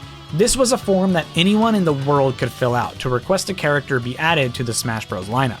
The results of the ballot and how it influenced the fighter selection were left intentionally vague, which is perfectly understandable because Smash fans will storm the Capitol over video game characters. Interestingly though, this wasn't the first time this sort of thing was done. Back in the N64 days, a poll for a hypothetical Smash 2 was published. However, it was only ever on the Japanese Smash website, and the number of votes published was pitiful. In June 2015, Nintendo held another special Smash Bros. Presentation, revealing even more new content, opening with the third DLC fighter reveal, Roy, returning from Super Smash Bros. Melee. It always felt like, of all the scrap fighters in the series, both Mewtwo and Roy were some of the most missed, so it was great to see them return. You'll notice that the 3 revealed DLC fighters so far were all returning veterans. It sort of felt like Nintendo was trying to test the waters with DLC, since it was all fairly new to them. So including some returning veterans was a decent way to gauge the fan response. But I guess they were ready, because this presentation also revealed the first fully original DLC fighter for Smash, Ryu from Street Fighter. This was just a no-brainer. Ryu is kinda the crossover guy. He appears in as many games as a guest as he does in his own home series, so it was almost inevitable that he would appear in Super Smash Bros. Eventually. He's also the first character in Smash that comes from a traditional fighting game, which is an interesting full circle moment considering Smash was designed to be the antithesis to these traditional fighting games. I won't dive too much into the Mii Fighter releases unless they're notable, but I think it's also pretty cool that along with the fighting game character, we got Mii costumes from fighting game series as well, namely Sega's Virtua Fighter and Bandai Namco's Tekken. I just kinda like when stuff lines up like that. These character reveals were bombshells, or at least they would have been if the game hadn't been data mined. Yeah, all of this was found in the game's files, and someone even managed to plop Ryu's moveset over another character to see how it worked. But there still was a surprise because they were made available right after that presentation ended. Throughout these updates, new stages would be peppered in as well. The biggest was the Miiverse stage, which is a really cool concept. Each fighter would receive its own community, and users could post art or messages that they created. These messages could then appear in the background when those fighters were being used. Of course, you would get some awesome art or cheering on the fighters, but you would also get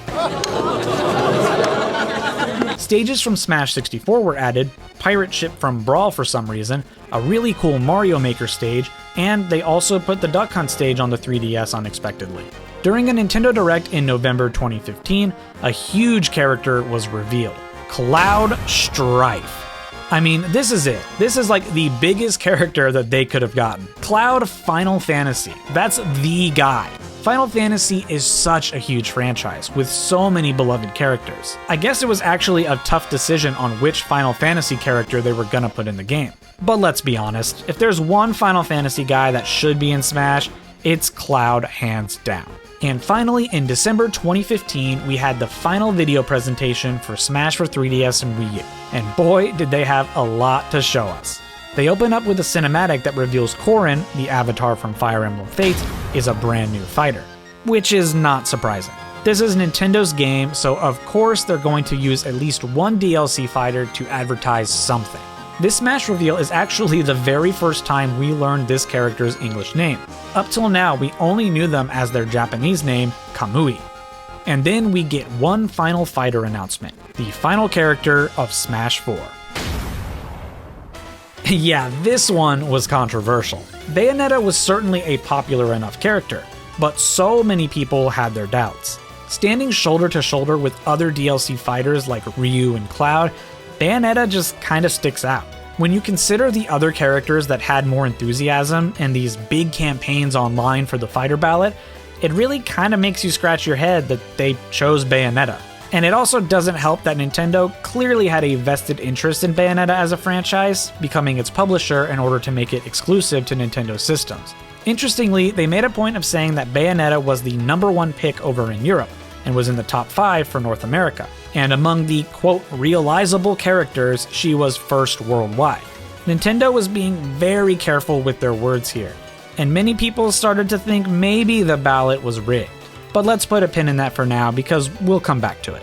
So with all of the content finally in these games, let's talk about them as a whole, because there are many reasons to consider them the weakest in the entire series.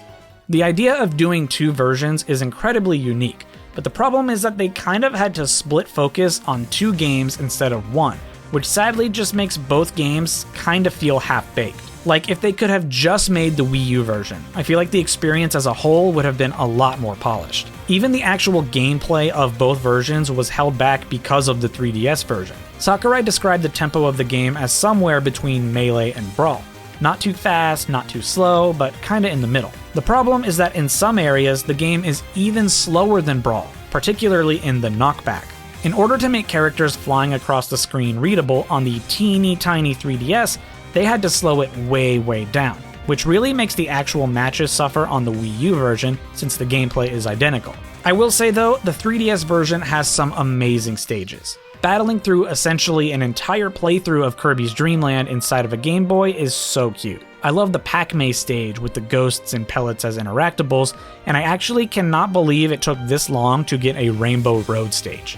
A lot of Smash for Wii U stages are also pretty cool, but some of them definitely leave a lot to be desired. The first thing you can see is that so many of the new stages are gigantic in order to accommodate for 8-player Smash, but in actuality, these things are just inconvenient to play on. They also were really in love with giant stage bosses in this entry, like the Yellow Devil or Ridley. Just these gigantic enemies that pull attention away from the actual battle between players and just cause a bunch of chaos. It's just really frustrating. And as far as the single player content goes, I'm just left feeling a tad let down. Honestly, the only mode that I absolutely love is Smash Run, and sadly that wasn't even something you could play online. It was exclusive to local play, so I didn't even get to play it that much. During all of the pre-release presentations, they really seemed to hype up connectivity between the versions, and all you can really do is toss a custom character from 3DS to Wii U and use the 3DS as a controller. I mean, I didn't really expect more than that, but they just kept hyping it up and saying, we'll reveal more details soon. I thought they had more in store. I think the best word to describe these games is lukewarm. They're still Super Smash Bros. Games, but they just kind of leave you feeling unfulfilled. And that's ironic because these games marked so many milestones in the series' history. The first handheld Smash, the first with downloadable updates and content, the introduction of big CGI reveal trailers. Hell, this game was the launchpad for Amiibo, and it's just so forgettable. It really is a shame. Smash 4's final video presentation took place on December 15th, 2015, with the last bit of content coming out over the following months. So with development wrapping up, surely that means that the team will finally be able to take a break, right? On the very same day that the final Smash for 3DS and Wii U presentation was held, Smash director Masahiro Sakurai finalized his next project plan, the next entry in the Super Smash Bros. Series. As it happens, this would be his final mission from the late Satoru Iwata, then president of Nintendo. They met, and Iwata formally requested a new Smash Bros. For the next Nintendo console that had yet to be revealed, the Nintendo Switch. Once Smash 4's DLC was all finished and released, development immediately began on the next game. With previous games, entire new development teams were assembled, and the game was generally reworked essentially from the ground up. This time, Sakurai decided to stay exactly where he was. He had the same team and office at Bandai Namco, they reused a ton of assets and work from Smash 4, and on top of that, the Wii U and Switch both had similar architecture. So all of this made development of the game so much easier. Why start completely fresh when you can just copy your own work? Because of this, Sakurai proposed a crazy idea: bring back every single fighter. Shockingly, this wasn't as tall an order as you might expect. Considering veteran characters that were already in Smash 4's roster, there were only 7 fighters that they needed to bring back. Of course, that's just raw development. Every rights holder for the third-party characters would need to approve, including the ones from Smash 4, and even one of them refusing would completely ruin the whole thing. But these were the ideal circumstances to bring every single character back. It really felt like it was now or never. So now let's fast forward 2 full years. The Switch has since been revealed, released, and the Wii U is completely dead in a ditch. During a Nintendo Direct in March 2018, a cinematic was shown inspired by Splatoon 1's reveal. No one was expecting a Smash game this soon. It had only been 2 years since the final DLC of Smash 4 released. Obviously, this meant they were adding Inkling, but they also teased other fighters, including Link now sporting his Breath of the Wild appearance. And the teaser ended revealing that the game would drop that year. This was truly mind-blowing. Because of the short amount of time between Smash 4 and Ultimate, and with Nintendo's trend with the Switch, plenty of people theorized that this was simply going to be a deluxe port for Smash for 3DS and Wii U. Maybe merge some of the content, add a few new characters, and call it a day. But we only needed to wait an excruciating 3 months for all to be revealed. E3 2018.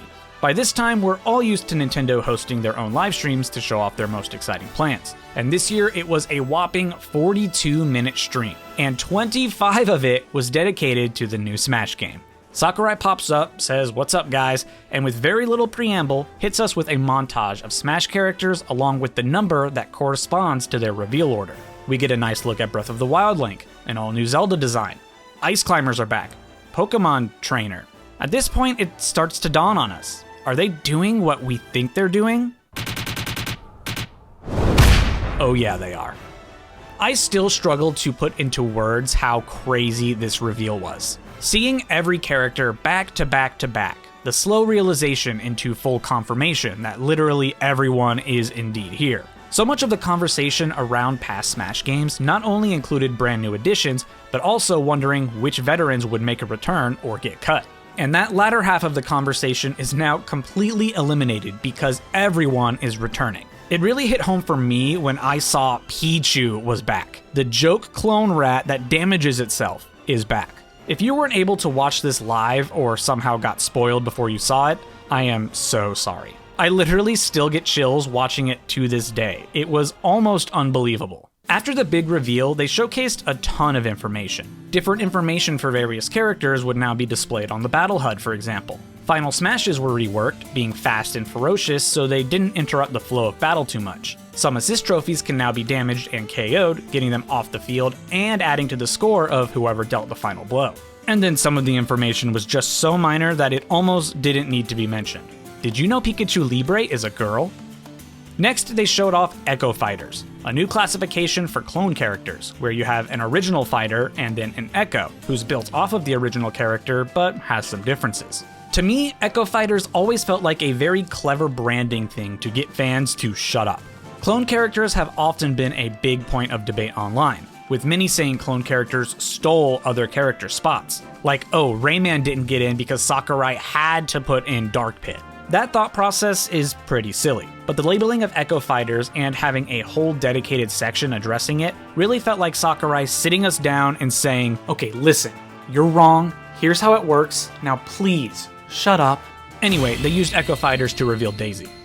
Not much to say, she's a clone of Peach, she fits in Smash, and it's just a fun little addition. But now for the first full character, Inkling. Splatoon was Nintendo's twist on the shooter genre, making it family-friendly while still designing a pretty intricate online game with different maps, modes, and weapons. And while the Wii U was an absolute flop of a console, Splatoon became massively successful, selling nearly 5 million units and becoming the 6th best-selling Wii U game ever. And all that aside, it was a first-party Nintendo IP. Of course it was going to be in Smash. And the character is really cool, not only using a variety of weapons from the game, but also having an ink management mechanic that you need to keep track of. It's pretty cool stuff. They also showed off a bunch of the returning stages. An often overshadowed part of Ultimate is that so many stages also return from previous Smash games. They didn't commit to bringing every stage back like they did with the fighters, but there are only like a dozen or two stages out of the entire Smash series that don't make a comeback. Many of these also received fantastic graphical overhauls, and some were originally exclusive to the 3DS version, but are now remade in full HD. The only exception are the stages that originally debuted in Smash 64, which keep their original appearance just for that retro vibe. In addition, not only do Omega forms make a return from Smash 4, but every single stage now has a Battlefield form as well. This was a wish I remember hearing a lot during Smash 4's peak, so it's absolutely fantastic to see it brought to life. And finally, what's a Smash Bros. Reveal without a Smash Bros. Reveal? This one is big. Fans have been begging for Ridley in Smash since the earliest days of the series, and Sakurai's response has become a meme at this point. Ridley's just too big. Ridley's scale in modern Metroid games makes him gigantic, so just shrinking him down as is would make him feel very out of place. And frankly, it just seemed like Sakurai just didn't really want him as a fighter, which is why he regularly appeared in Smash as a giant boss or a stage hazard. But it seems like he finally relented. Ridley's tagline even makes reference to the too big meme by saying he hit the big time. To make him work as a fighter in Smash, elements from several appearances were sort of fused into one. In the original Metroid for NES, Ridley was only slightly taller than Samus and was also sort of hunched over. So they took this scale and combined it with his more monsterish modern design, making something sort of original for Smash, but that works really well in the context of a fighter. I was personally never all that invested in Ridley as a fighter. I went along with Sakurai's he's too big reasoning, so I never really expected him to be a fighter. But to all the Ridley believers, all this time later, I'm still so glad that you finally got your guy in the game. But the coverage wasn't done yet, not by a long shot. Throughout the day, Smash Ultimate was played by the members of Nintendo Treehouse and even by Sakurai himself to show off more of the gameplay and talk more at length about changes to the game and just see it in action. They even held another Super Smash Bros. Invitational later that night, once again featuring professional players and commentators. We also saw the return of the Smash Bros. Blog, where information would be posted most weekdays. However, this time the site was sort of pointless. Most of the information posted was not new, but highlighting random things that had been already revealed in directs. Gone are the days of the big reveals being in a random blog post on a Tuesday. Other elements of the site did make up for it though. There were a ton of screenshots for each and every character on their own dedicated pages, along with little gameplay montages. You could take a look at the stages and even listen to previews of some of the new music being added. Our next big batch of information came in a Smash Bros. Direct in August. The presentation immediately opens with a cinematic starring Luigi, running around a haunted castle with all sorts of scary monsters, and he fucking dies. And finally, Simon Belmont. But it's not just him, Richter Belmont too. Castlevania is another series that frequently shows up on lists for Smash. But as an anthology series, the trouble comes with picking which characters should be in. Every player is going to have their favorite, and things like age or region are going to play a big role in who they like.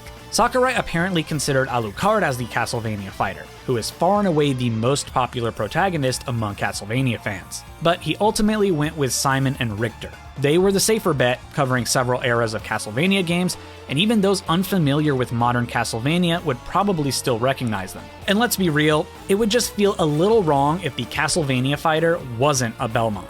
Alucard did get to be in the game though as an assist trophy. Then we got the reveal of 2 new Echo Fighters.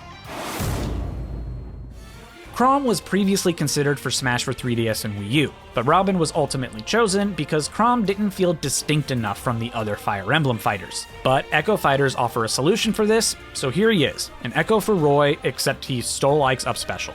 Also, he's still in Robin's Final Smash and victory screens for some reason. Dark Samus previously appeared in Smash as an assist trophy, but now joins the very exclusive club of being promoted to a fighter. She's exactly like Samus, but dark. Ooh. After highlighting some more new information, the presentation ends with one final reveal. King K. Rool, once again, has been one of the top popular picks for Smash. I'm beginning to see a pattern here. The Donkey Kong Country games and Donkey Kong 64 solidified King K. Rool as Donkey Kong's Bowser. All of those games were developed by Rare, who were soon after purchased by Microsoft, which meant Rare wouldn't develop new Donkey Kong games, and the creative steam for the Donkey Kong series really fell apart from there. After a bunch of weird spin-offs, we finally had a proper return to the 2D formula, and King K. Rool was nowhere to be found. Twice. And through all of it, King K. Rool still ranked high as a popular Smash request. And even more amazingly, he is somehow only the 3rd Donkey Kong character in the entire series. During a Nintendo Direct in September, we got a sneaky little reveal for Isabelle.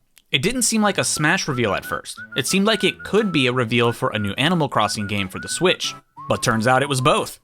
Isabelle is the 3rd character to get the promotion from Assist Trophy to Full Fighter, and it's no surprise why. Introduced in Animal Crossing New Leaf, she became such a beloved character for the series, more than almost any other Animal Crossing character at all. At this point in the pre-release hype, the Smash community was sent into a frenzy, all thanks to a leak. In late October, an image surfaced online that appeared to show the final banner, revealing a bunch of new fighters. Isaac from Golden Sun, Banjo and Kazooie, Shadow the Hedgehog, Ken from Street Fighter, the Chorus Kids, Gino from Super Mario RPG, and Mach Rider all appeared to be in this banner. Now, if it had just been this image, this leak would have easily been dismissed. But this image sent the internet down a huge rabbit hole that to this day is still kind of hard to believe. So the guy didn't censor out his name on Snapchat very well. Because of this, his LinkedIn was discovered, and it turned out he worked for a French printing company, leading to the assumption that this Final Smash banner was going to be some sort of promotional printout used for the game's release. This theory was strengthened by printouts for the then upcoming Grinch movie seen in the background of the image. It was using previously unseen renders and just encouraged the idea that this was a real graphic being printed out by a marketing company. Because of this, the leak became known as the Grinch leak.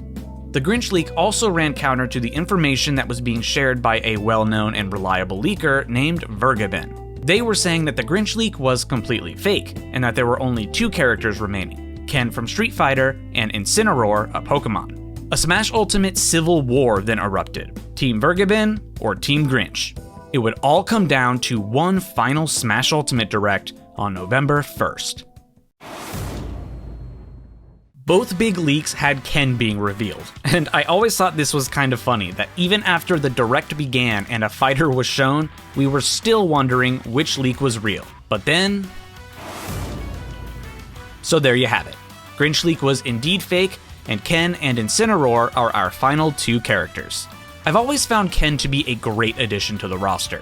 If they were going to add another Street Fighter character, the obvious choices were either Ken or Chun-Li, and with Ken originally being a clone character of Ryu, making him an Echo Fighter is just fun. Even though his moveset is different enough that it doesn't even really feel like he's an Echo, but let's not harp on that too long. As for Incineroar, look, there's always going to be a new Pokemon. Every generation introduces like 100 new ones, it's the most popular franchise on Earth, it's just always going to happen.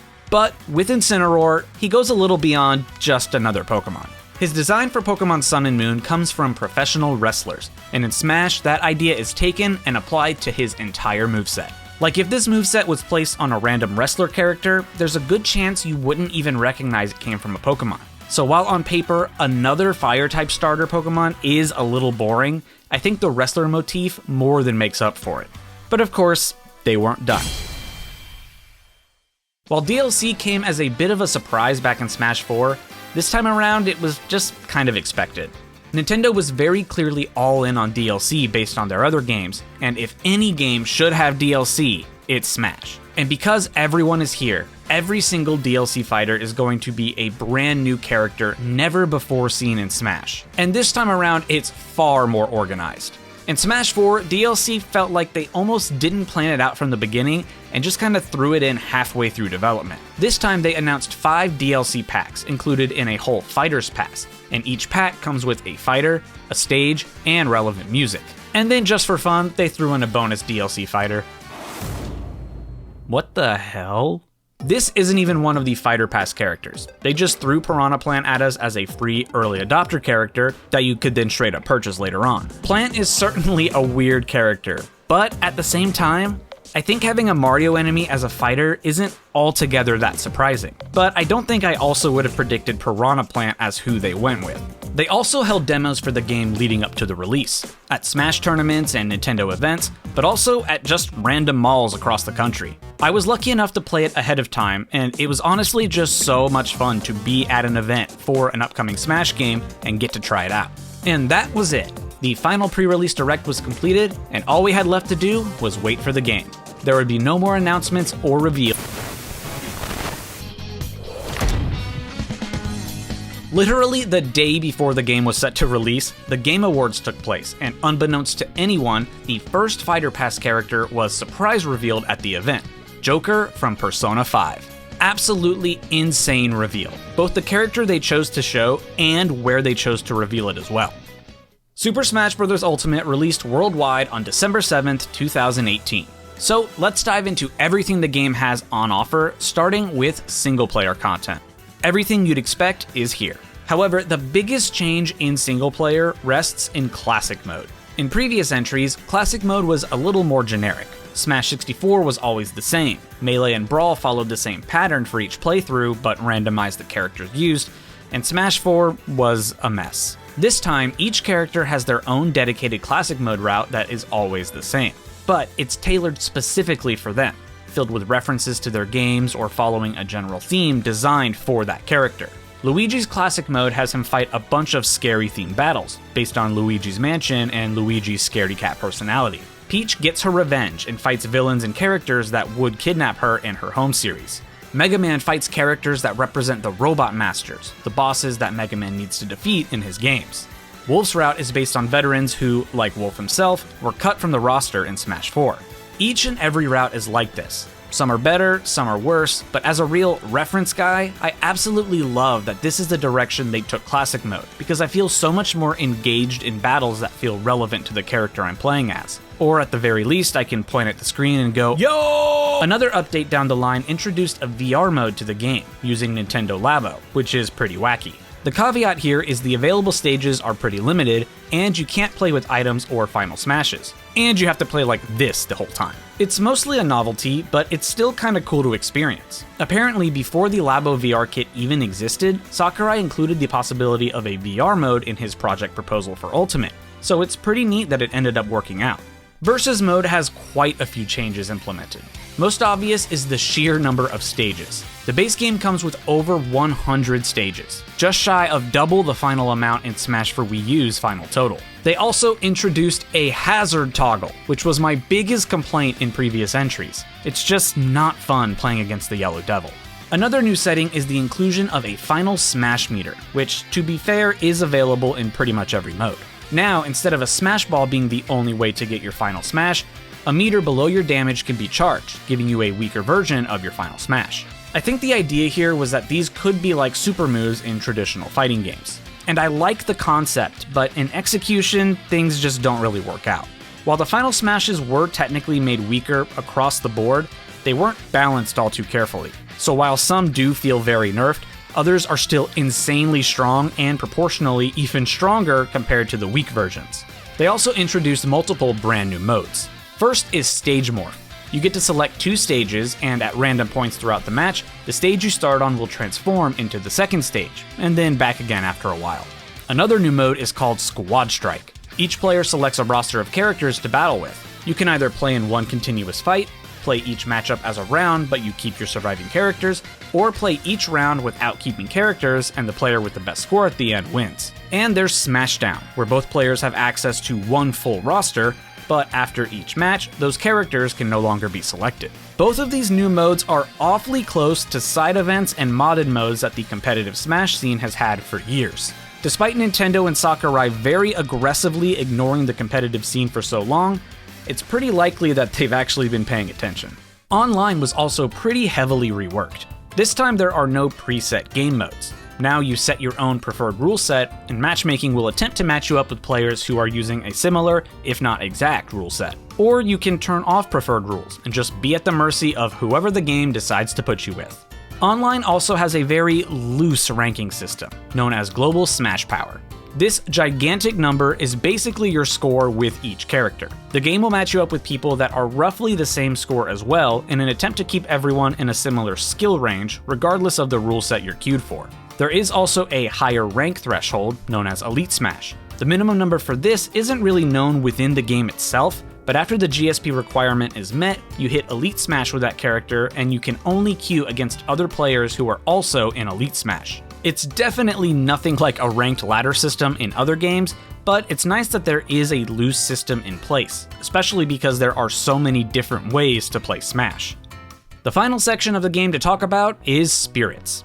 In every Smash game since Melee, you could collect trophies. These were small 3D figurines that showcase characters and elements from different game series, even offering representation to series that would otherwise have none. As the series progressed, the total number of trophies gradually increased, with Smash for 3DS and Wii U featuring nearly 1,000 unique trophies across both versions. Because these were 3D modeled, and they're now in HD so they need to be higher poly, they took up a ton of development time and man-hours. But the collectible aspect is sort of ingrained in Smash at this point, and being able to see and collect characters from many different video game franchises, not just the ones directly in the game, is simply too valuable. How else am I going to learn about the Wii Balance Board? So, the approach this time around ultimately takes the form of Spirits. While the collectible is basically just a PNG image you can find on Google, they actually have a purpose other than filling the spot in your collection. Spirits can be equipped to a fighter to enhance their abilities. A primary spirit sets the initial power and type for your fighter. Support spirits can be added to give additional abilities to your fighter, starting with an item, immunity to certain effects, increased power for certain types of moves, stuff like that. And these can be used throughout various modes in the game. So spirits end up being like a fusion of trophies from every Smash game, Brawl stickers, and Smash 4's custom equipments all rolled into one. And that's only one half of what spirits do. The other half is far more interesting. Most of the spirits also have spirit battles. These aren't just regular random matches. Each spirit has a battle that captures the essence of that spirit. Fighters, costumes, items, stages, even random little elements all get tweaked to make it feel like you are fighting a proper representation of that character or series. Some of these are pretty basic, like Metal Mario is a Metal Mario. But then you have battles that are just so creative. Shedinja is represented by a 1 HP Game & Watch that reflects projectiles and is temporarily invincible, referencing Shedinja having only 1 HP, but only capable of being damaged by super effective moves.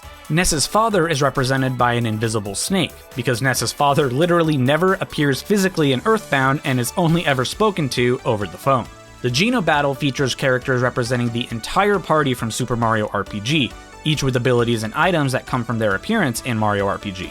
And once again, as a reference guy, I just love YO! And while these spirits can be gained just by a randomized spirit board, that would feel a bit underwhelming. Fortunately, we also have an entire adventure mode.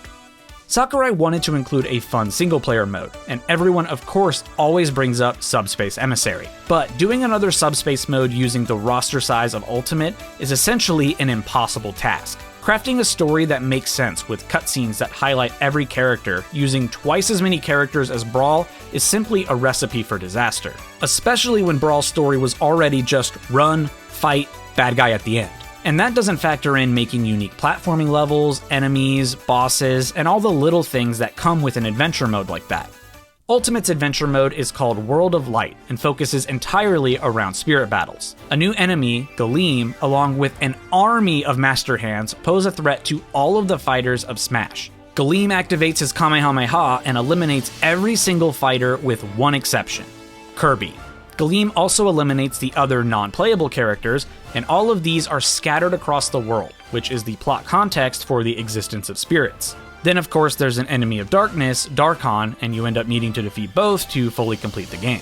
The player starts out with only Kirby and begins exploring the map, defeating and collecting spirits, and slowly regaining the roster of lost fighters.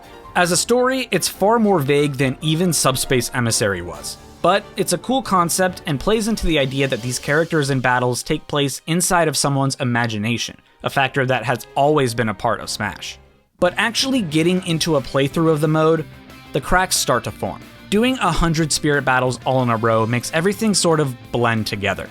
If you do a handful at a time, the concept does stay somewhat fresh, and you might even find some of your favorites, particularly when you get to see the ones from your favorite game series. But if you sit down and play for an hour or two like you would for an adventure mode in any other game, the overall experience gets brought down and it becomes sort of routine. And the level of strategy they were hoping you would use in the mode also becomes useless very quickly. Instead of diving into the inventory and finding spirits that I like, I just end up mashing the auto pick buttons, looking to see if the big numbers are close and if any immunity I need is applied, and it works out like 90% of the time. The other 10% I do need to go make a specific change, but most of the time I can just cruise on auto pick. But I think exploring the map is genuinely pretty cool. There are a lot of fun themed sections and dungeons in the map, and often the spirits of those sections sort of match the vibe of the area. Like for instance, there's a power plant that has electricity and robotic-based spirits, a raceway with racing and car spirits, a whole world map inspired by Street Fighter's World Tour, and a map that is literally Donkey Kong Country's Congo Jungle filled with Donkey Kong spirits. And then there's a world of darkness where you encounter all of the villain and dark spirits. Overall, I don't really think I hate this mode, I just don't really love it either. I think if the campaign was about half the length that it ended up being, it would feel less like it was overstaying its welcome. But as you get towards the end of the campaign, especially if you're aiming to collect every spirit, you're just kind of ready for it to be over. But I will say that I love that we got some cutscenes back. They only created a handful for the mode, since a majority of the CGI budget was designated for the reveal trailers, but it's nice to have something. I actually never realized that the opening cutscene is really the only one to feature a big chunk of the roster. We get an incredibly brief shot of them looking up here, kind of at the halfway point of the adventure, but other than that, the opening is really all we get. The rest of the cutscenes are just random tendrils of light and darkness kind of fighting each other. Also, they brought back plastic. But the fun ain't over yet. Piranha Plant was released a couple months after Smash Ultimate's release, and then we waited what felt like an eternity for Joker. In reality, it was only 2 months, but I want my silly Smash character right now, Nintendo, and you aren't giving it to me, so I'm waiting forever. Joker has always been an interesting addition to me. Persona as a series has been around for ages, with decent success in terms of sales. However, Persona 5 blew all of that out of the water, and it became a phenomenon. It even became one of Sakurai's favorites, which led to the invitation and inclusion of Joker as a fighter. As Nintendo likes to do, a 15-minute presentation was randomly published on YouTube. This was not only our first time seeing proper gameplay for him, but it ended up being a full showcase of his moveset, similar to the character presentations for Smash 4's DLC. It also revealed the new stage that would be bundled with Joker, and then we got to see some all-new Mii Fighter costumes and the addition of the stage builder and video editor features. This would prove to be the format going forward. New character revealed and showcased, new Mii Fighter costumes that were often relevant to that character, and new features would all generally come out together in waves, with some exceptions.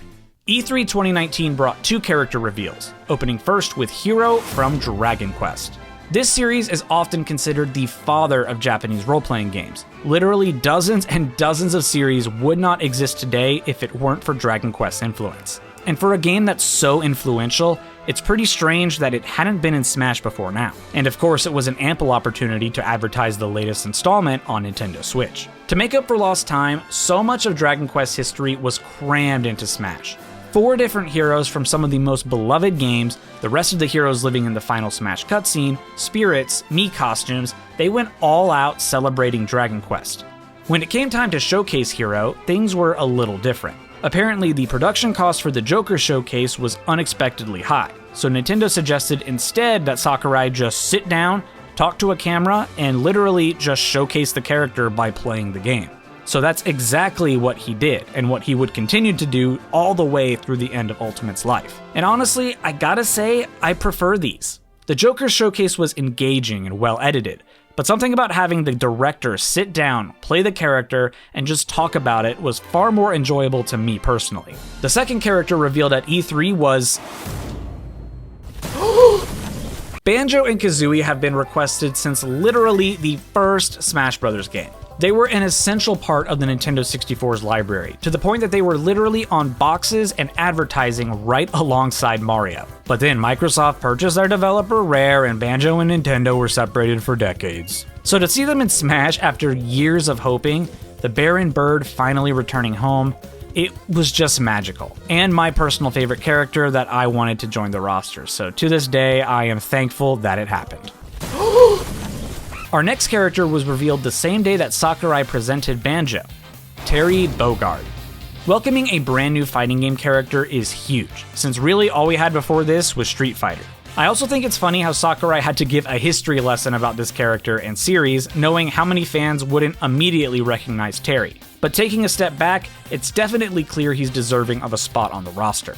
And he brought 20 background characters for his stage and 50 songs. Another example of taking advantage of this opportunity and celebrating previously unrepresented series as much as possible. And then we got Byleth, and the crowd went mild. Look, I get it's an underwhelming character, but it's Nintendo, man. All of these DLC characters aren't just going to be third-party bangers. They have to do some promo too. Even though there is a bit of oversaturation with Fire Emblem reps, Three Houses was the best-selling Fire Emblem game to date, so it's no real shocker that Byleth was added. Luckily, we also had an entire second fighter pass to look forward to. In March 2020, a tease for the next Smash character was included in a Nintendo Direct, a fighter from the ARMS series. But exactly who it was would have to wait. A global pandemic threw absolutely everything out of whack. What was likely going to be a reveal very shortly after the teaser became a 3-month wait as operations around the world, including game development, switched to remote work. Going remote also impacted the Sakurai presentations. Now he was filming everything by himself in his own home. And people tried to track down the exact couch he owned, but not me, I promise. Anyway, the ARMS character was revealed to be Min Min. ARMS was Nintendo's very unique take on the 1v1 fighting game. But rather than a 2D fighting game, the camera was positioned behind the player. Then they gave the fighters weird stretchy arms and random hand attachments, and everyone played it for about 8 minutes total. This selection was interesting because really any ARMS character would have worked for Smash. There isn't really a main character, but there were some frontrunners for the roster. It was apparently between Ninjara and Min Min, and the scales were tipped in Min Min's favor because ARMS producer specifically requested her. Next is a little-known character from a small indie game. This reveal famously broke Twitter for a while because so many people were absolutely losing it. Discussions for Steve in Smash started as far back as 2014 during the Smash 4 days, and it felt like every year until his reveal there were rumors that Minecraft was coming to Smash eventually. Just you wait guys, it's coming. Steve was also the most complicated character to develop. Not only did they give him one of the most complex movesets in Smash, with block placing, weapon durability and upgrading, and resource management, every single stage needed to be updated in order to work with the mining mechanic. And to this day, it's just honestly still unreal to see him in Smash. The next character was revealed at the Game Awards in 2020, but this time it wasn't a surprise. They announced it well in advance. Sephiroth. It was honestly a pretty big surprise to get not only another Final Fantasy rep, but the antagonist of the series.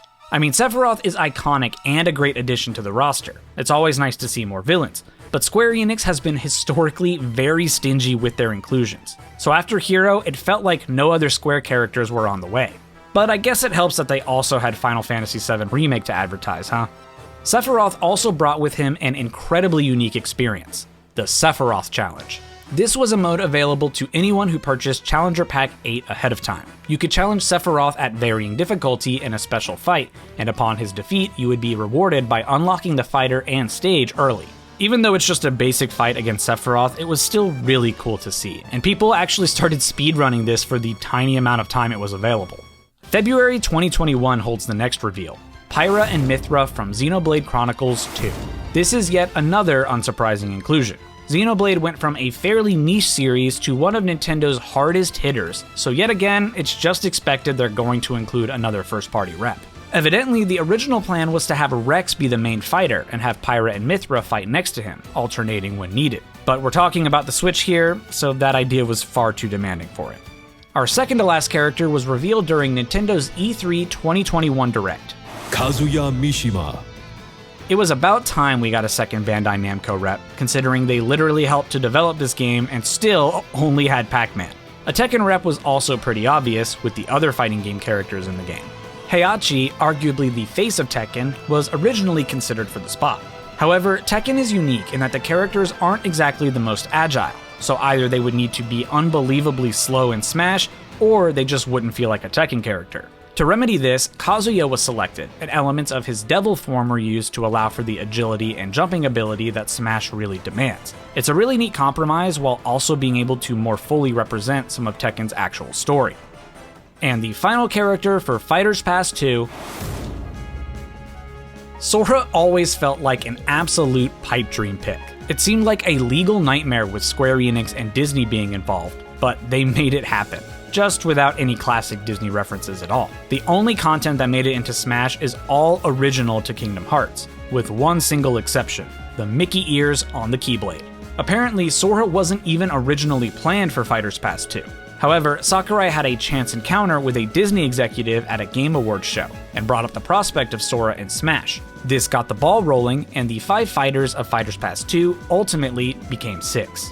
This is really wild because the entire concept of Kingdom Hearts itself only got started because of a chance encounter in an elevator. I mean, it almost feels like destiny, as corny as that is.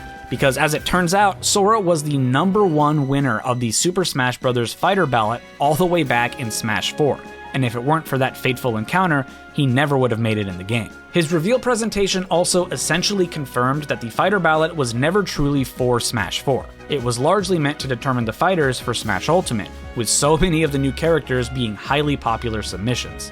This was speculated once we saw the first few character reveals, but it's still nice to have some sort of soft confirmation.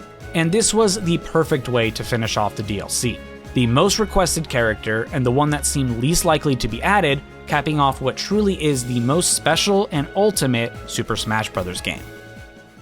Super Smash Bros. As a series is really special.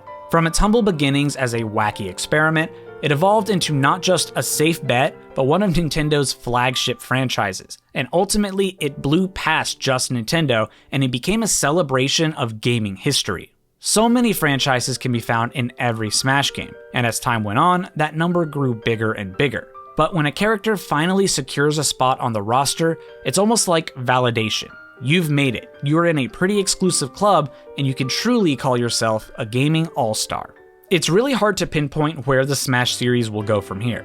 Ultimate feels impossible to top, from bringing everyone back to introducing the most requested characters, and simply being the biggest Smash game that we ever had. How can you possibly move forward? The simple answer is just keep going. A Smash Ultimate Deluxe with all content bundled in, but also with brand new fighters and stages, and we just keep this gravy train rolling. There's always going to be just one more character that fans want in the game, but if you follow that logic, you'll never be able to stop. The other option that a lot of fans want is a sort of reboot. It's no secret that the newer fighters are far more advanced than many of the veterans. Some of these characters have insanely advanced subsystems and mechanics that are developed exclusively for them. And then there's Donkey Kong, who just has big punch. Many fans would love for this to be the end of an era for Smash, and for the game to scale back, completely rework these staple characters' movesets, and introduce other new fighters as well. It feels like an impossible decision to make. Even Sakurai isn't sure what the future of the series holds, and I do not envy the responsibility that rests on his shoulders. But no matter what the future holds, Smash is always going to hold a special place in the gaming world. Even people who don't care about Nintendo or only play PC games will still tune in to see who gets that coveted invitation. It's more than just a new slot on the roster. These character reveal trailers become gaming events. And so far, there isn't another game series that can really match that.